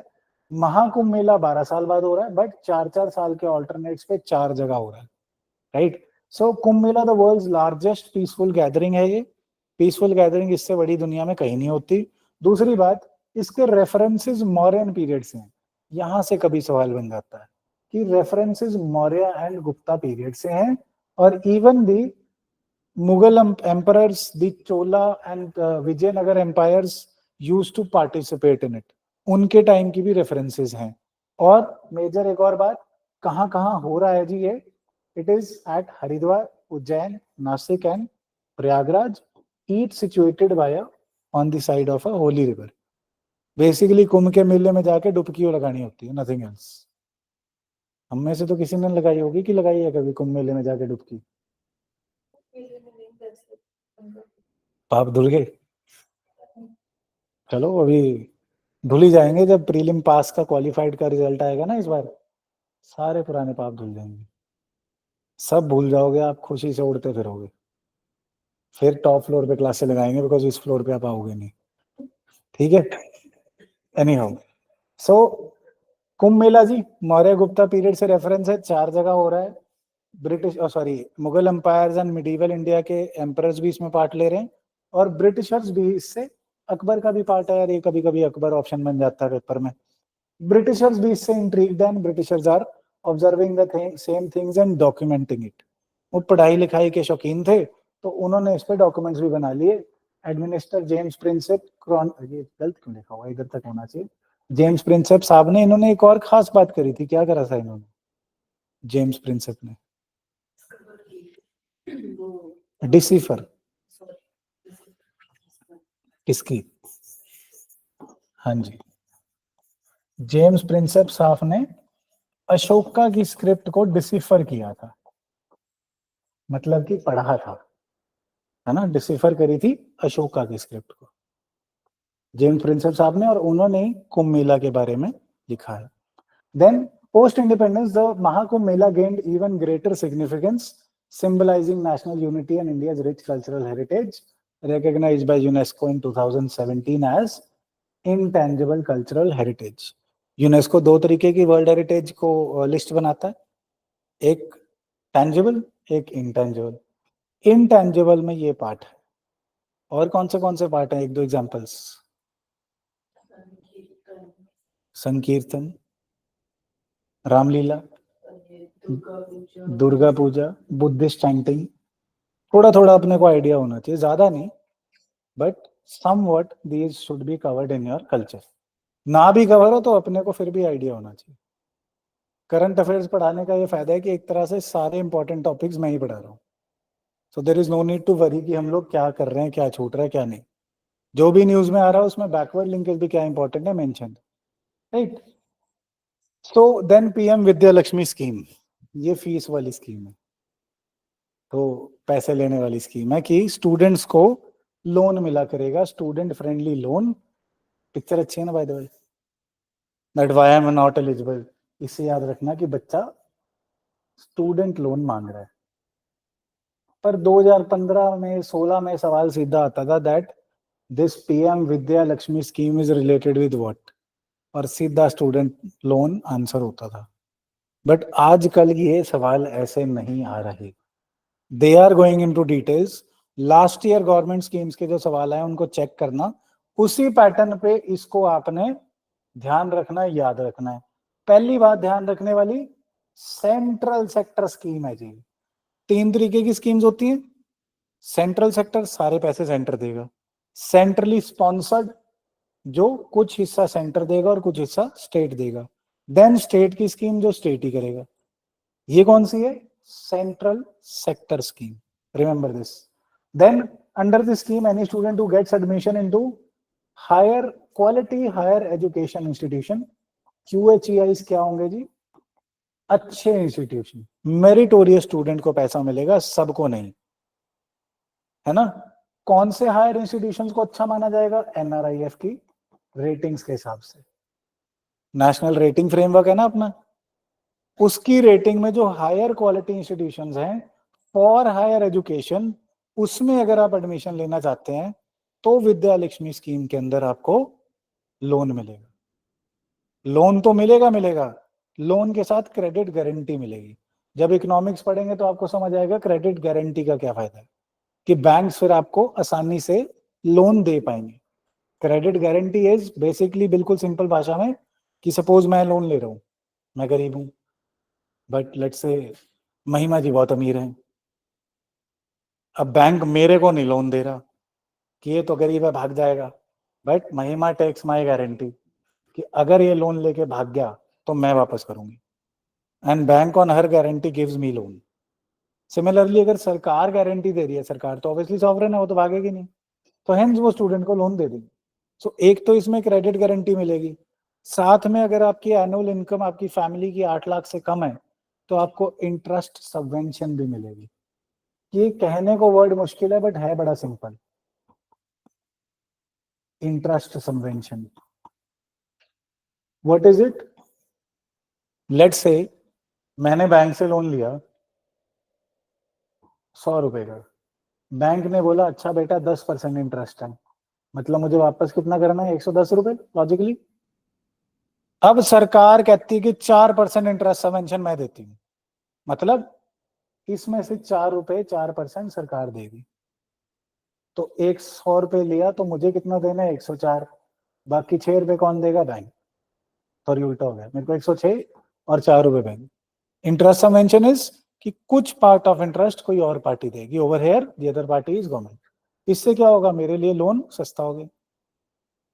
इकोनॉमिक्स में एक्चुअली कोई बात है नहीं, हम वैसे ही डरते हैं उससे, क्योंकि समझाने वाला उसे सिंप्लीफाई नहीं करता तो हम डर जाते हैं, पता नहीं क्या है। But isn't it clearly making funds easily available to the students?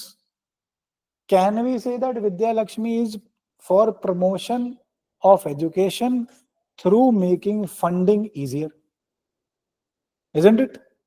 So दो तीन चीजें याद रखने वाली, कंसेप्ट तो आप समझ गए होंगे। दैट एक तो स्टूडेंट लोन के लिए, क्वालिटी हायर एजुकेशन के लिए number 1 point is this, central sector scheme है जी। इसको ध्यान रखना, ऐसी स्कीम में ना आ जाती है, पिछली बार आई हैं तो इस बार रिपीट हो सकती है। So Vidya Lakshmi scheme central sector scheme है जी। QHEIs में क्या मिलेगा, eligible to get collateral free, कि कुछ भी गिरवी नहीं रखना, collateral free means this, and guarantor free loan from banks and financial institutions to cover full amount of tuition fees and other expenses related to the course. PG का खर्चा नहीं दे रहे, ट्यूशन फीस दे रहे हैं, पीजी खर्चा भी साथ में देना चाहिए।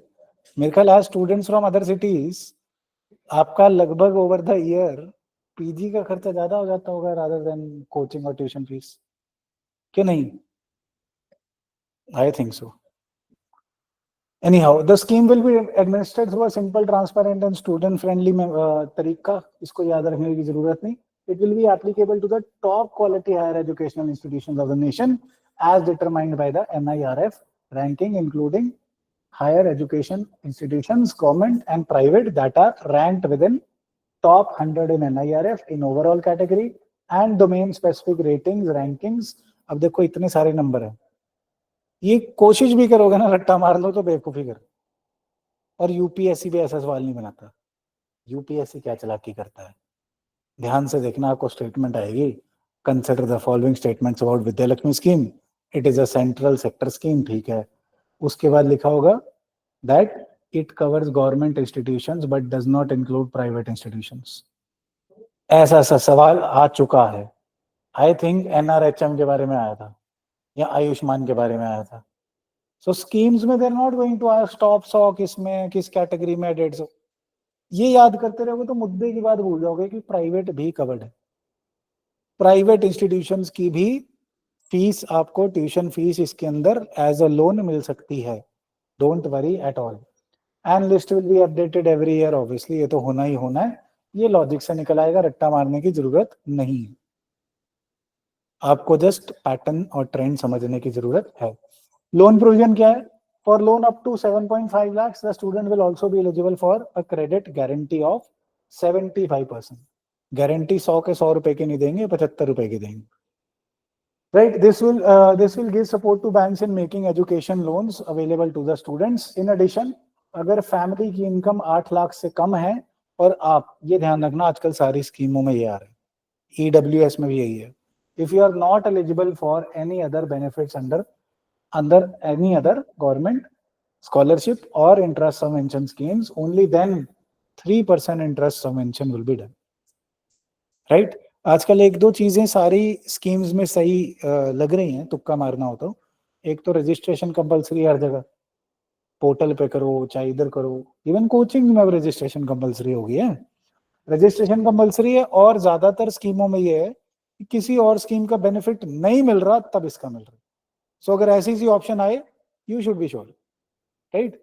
सो interest subvention for loan up to 10 lakhs will also be provided during moratorium period. What is moratorium period?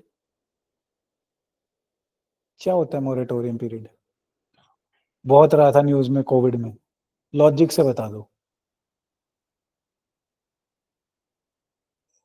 अरे बता दो यार, मोरेटोरियम क्या होगा? रोक लगाना।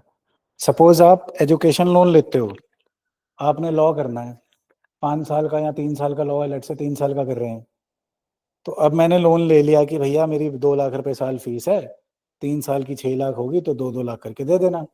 बट अभी तो मैं पढ़ रहा हूं ना, how would I be able to pay the loan?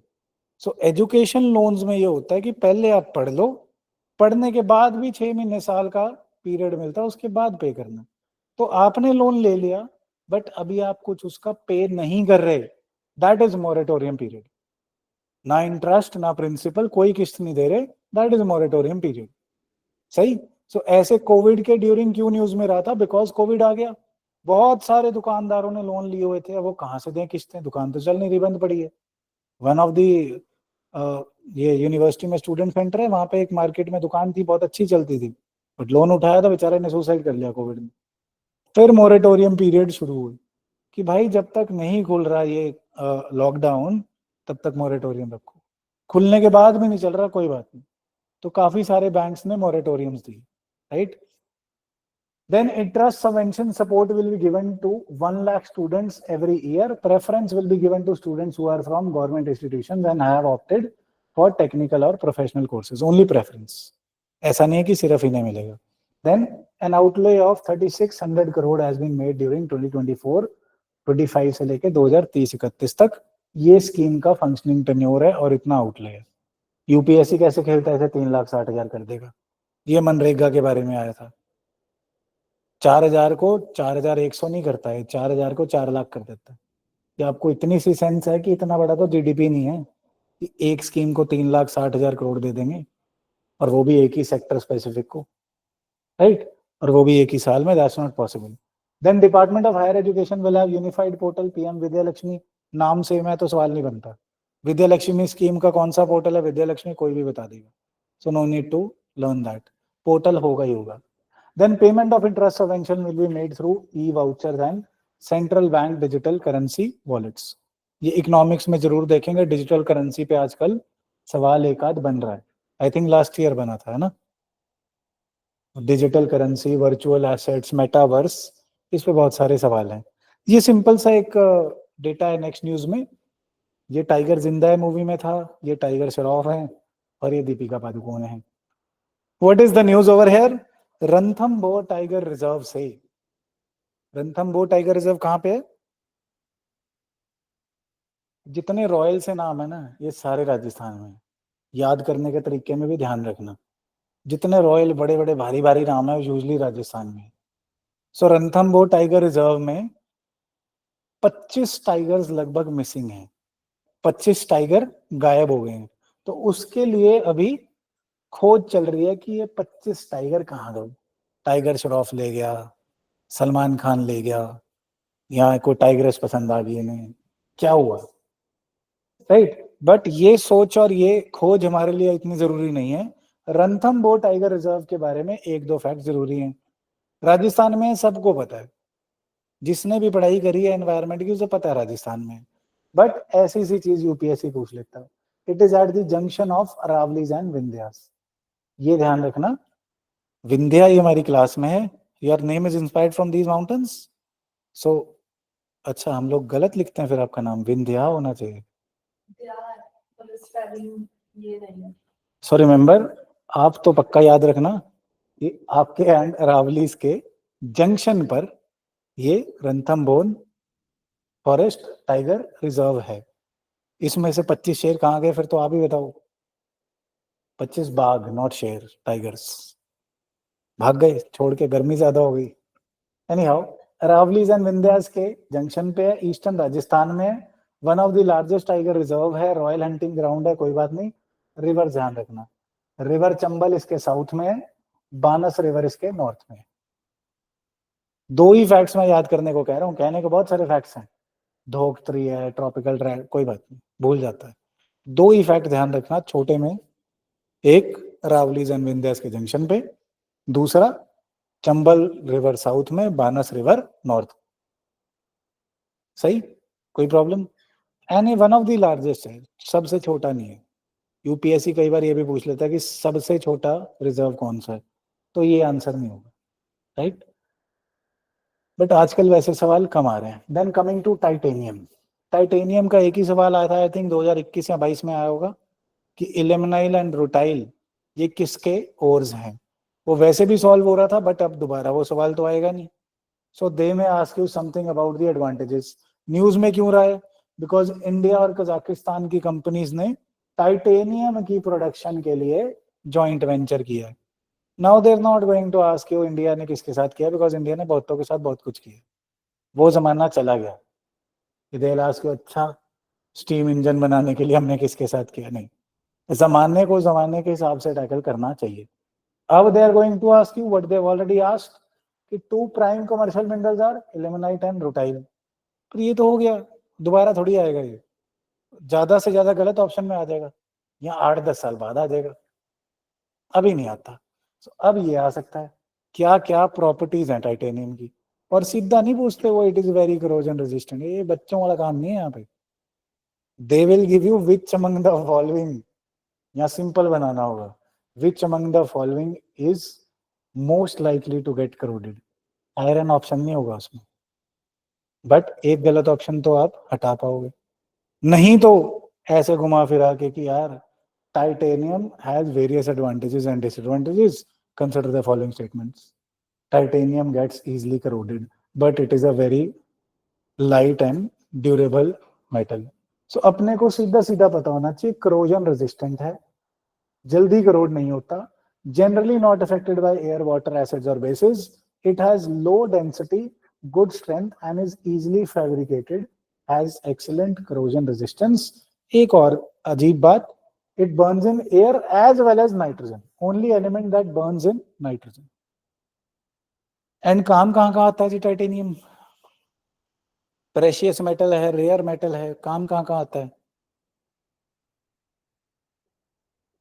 Electrodes में काम आता है, एयरक्राफ्ट्स में काम आता है, शिप्स में काम आता है, और सबसे ज्यादा जरूरी ये प्रोस्थेटिक डिवाइसेस, जो रॉड पड़ती है ना लातों में, रॉडें पड़ी है लात में, हाथ में, गॉड फॉरबिड ना पड़े, बट अगर जो पड़ रही हैं वो यूजुअली टाइटेनियम की होती है. लोहे की रॉड नहीं डाल देते हो, लोहा तो अंदर खून में पानी है, उससे जंग खा देगा, और पता लगा भाई लात में रॉड डाली थी, वो पानी से भुर गई और बंदे को फ्रैक्चर नहीं, जंग लग गया अंदर से. फिर बोल रहे क्या कर रहे हैं, जो सर्जरी करके पेंट कर रहे हैं अंदर से, पेंट में लेड था फिर दिमाग खराब हो गया. सो हेंस यूजुअली जो प्रोस्थेटिक डिवाइसेस होती हैं जो हमारी शरीर के अंदर जा रही हैं वो टाइटेनियम की होती हैं, because titanium does not react with flesh और other tissues of the body. Although बहुत बहुत ज्यादा पेनफुल होती हैं सर्जरीज, बट अगर एक बार सक्सेसफुली हो जाए तो 5-7 साल बाद बंदा नॉर्मल हो जाता है, टाइटेनियम की हड्डी से चलने लगता है. But they are very painful, कभी ना ही हुए तो अच्छा है. Right, then digital arrest scam, जिसमें जस्ट एक कहानी सुनानी है मेरे को प्राइमरली. हो क्या रहा है, nobody is not everybody is as harmless.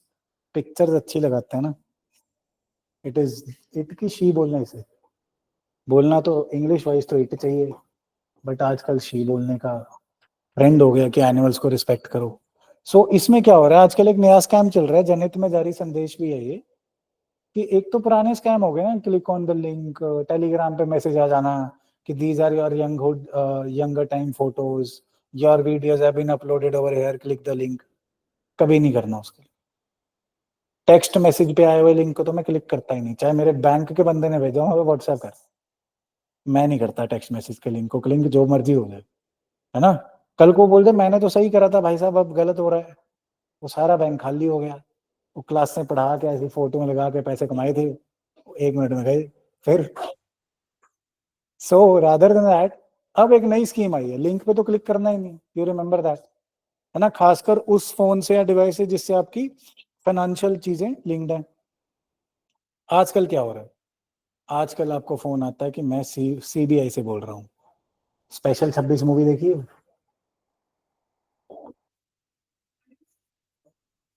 Special 26 movie देखी है किसी ने?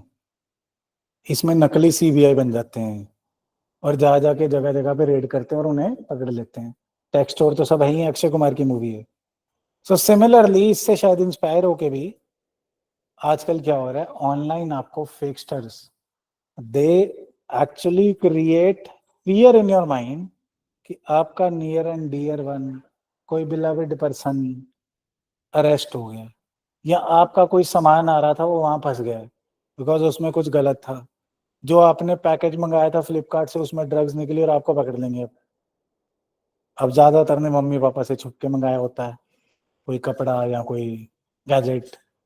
अब उन्हें डर लगता है कि पापा गुस्सा करेंगे कि यार ये क्या करते रहते तुम ऑनलाइन, सब कुछ क्यों खर्चा करते रहते हो. तो हम लोग फिर उनकी एक्सटॉर्शन में मान जाते हैं. वो बोलते हैं छुड़वाने के लिए भाई साहब 20,000 लगेंगे, और इवन यहाँ नहीं रुकते कि 20,000 पे छोड़ दें, 20,000 का जो पेमेंट लिंक भेजते हैं उसे सारा आपका बैंक खाली हो जाता है। So these are the scams happening. जनहित में जारी संदेश यही है कि भैया एक तो लिंकों पे क्लिक मत करो, टेक्स्ट मैसेज के लिंक पे तो कभी मत करो, और कोई ऐसी एक्सटॉर्शन कॉल हो या तो अपने पेरेंट्स को या मुझे बताओ, I will solve it, don't worry.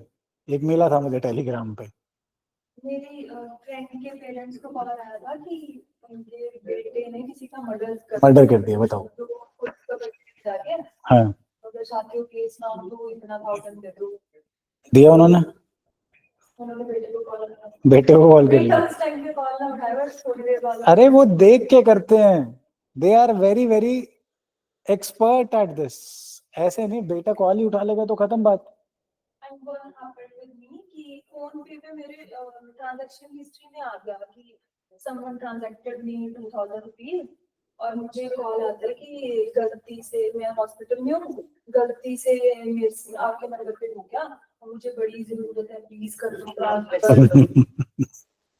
कितने चलाक है, मतलब ऐसे ही बोल दिया नकली सा कि आपको 50 रुपए दे दिए। पूरा कॉल पे मैं तो बहुत अर्जेंसी में हूँ, प्लीज कर दो, ये वो। हो रहा है ऐसे, मुझे तो even every week Telegram app पे कोई प्रॉब्लम है या इजीली हैक हो जाता है, एवरी वीक मुझे किसी ना किसी स्टूडेंट के नंबर से मैसेज आया होता है, these are your young time photos, please click on the link. अभी कल परसों भी आया था किसी का। उनको ये कैसे पता चले इस पर्टिकुलर अकाउंट में इतना अमाउंट है, मुझे काफी अमाउंट। नहीं, वो तो फिर जब आपकी इंफॉर्मेशन ले लेते हैं फिर निकलवाते हैं ना, उन्हें पहले नहीं पता होता।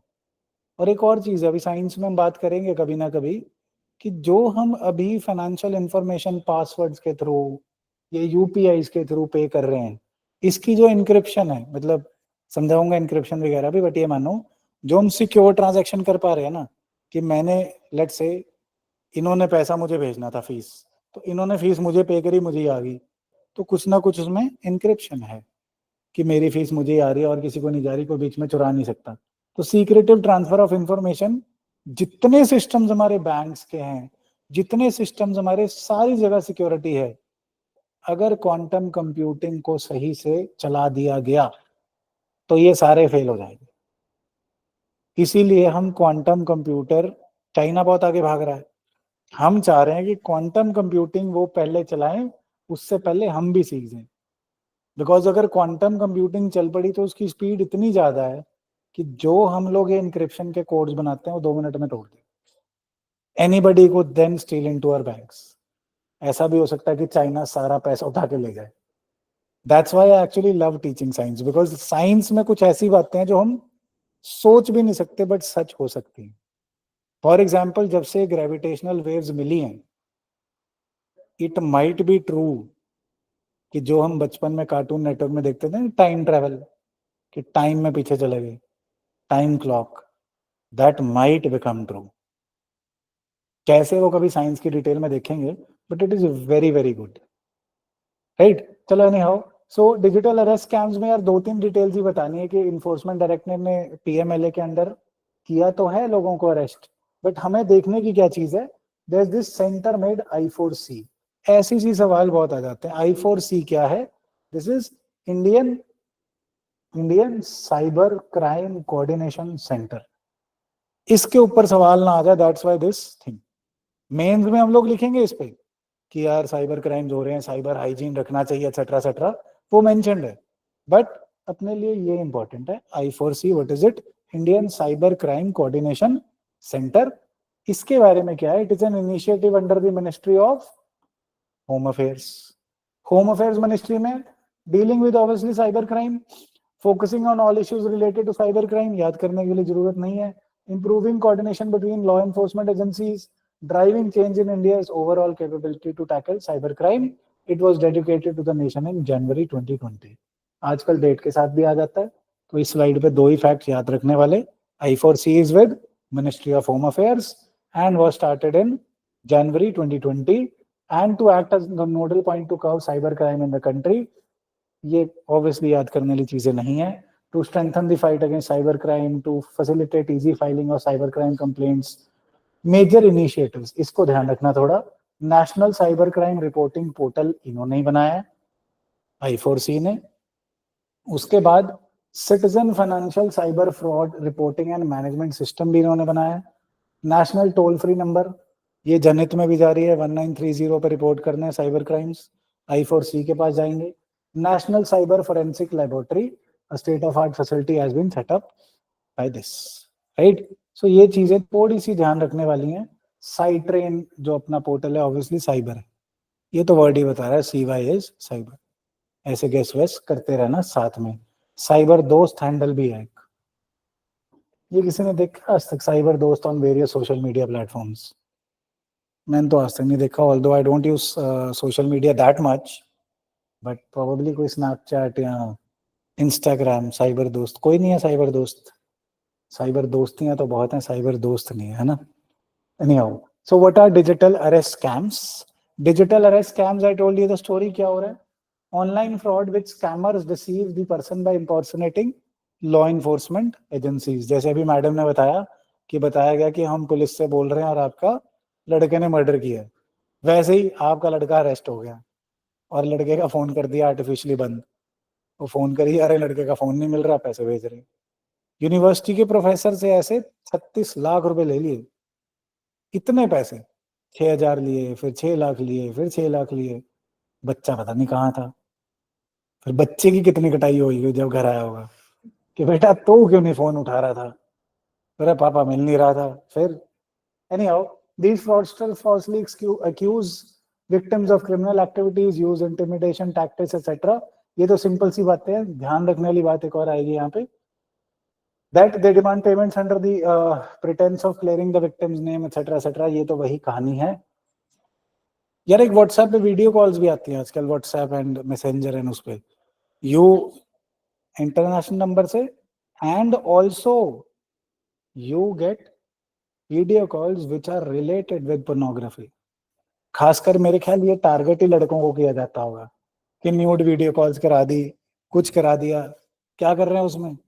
दे are actually creating or recording your own video and then they're going to go for extortion.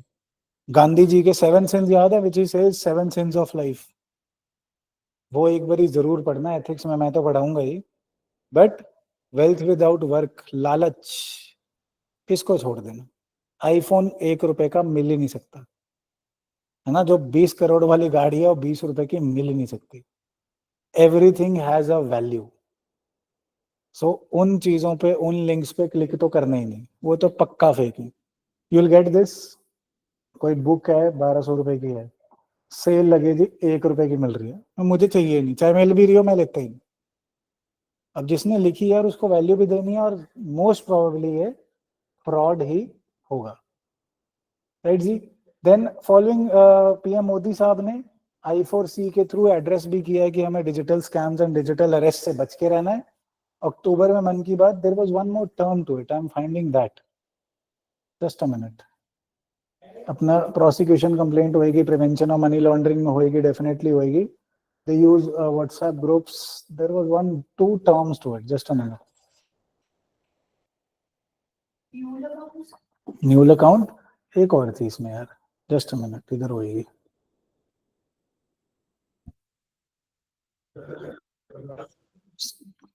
Scammer use tactics, illegal violations, इस पे नहीं है।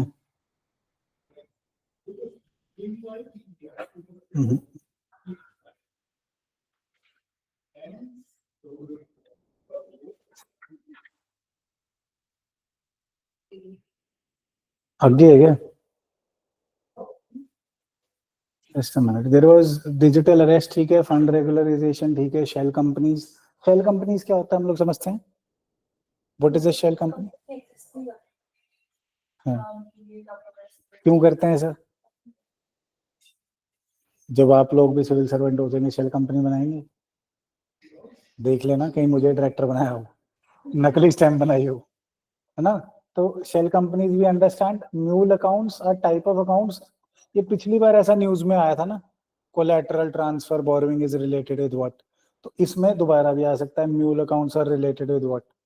तो mule accounts are basically fake accounts, right, fake accounts using used to transfer the proceeds of laundered money or hawala money outside India. Right जी, this was what I was looking for. Pig butchery. Pig butchering बहुत ही तगड़ा scam है आजकल, जब से वो add आने लगी है म्यूचुअल फंड सही है, फाइनेंशियल लिटरेसी हमें कम है, and we say half knowledge is a very dangerous thing. So अब हमें क्या करा जाता है, हर कोई चाहता है स्टॉक मार्केट में पैसा लगा दूं, नई नई सैलरी लगी है 30 35 40 50 हजार, तो इसमें से कुछ फेंक दूं, या मम्मी पापा 30 40 हजार खर्चा तो भेजते हैं, इसमें से कुछ इन्वेस्ट कर लूं. सो उसमें हम कहाँ फंस जाते हैं, बात फिलोसफिकली वही है, लालच में. But these pig butchering method, paper में तो सीधा आता है पिग बुचरिंग किससे रिलेटेड है. दे प्रॉमिस वेरी हाई रिटर्न्स. ये मेरा एक स्टूडेंट फंस गया था बेचारा, उसको बड़ी मुश्किल निकाला. मुझे भी बोल रहा था सर सिर्फ 10 हजार देने हैं, और करना पता है क्या है, जस्ट आपने यूट्यूब पे जाके वीडियोस को लाइक करना है, वीडियो को लाइक करना है, आपको पैसे मिलेंगे.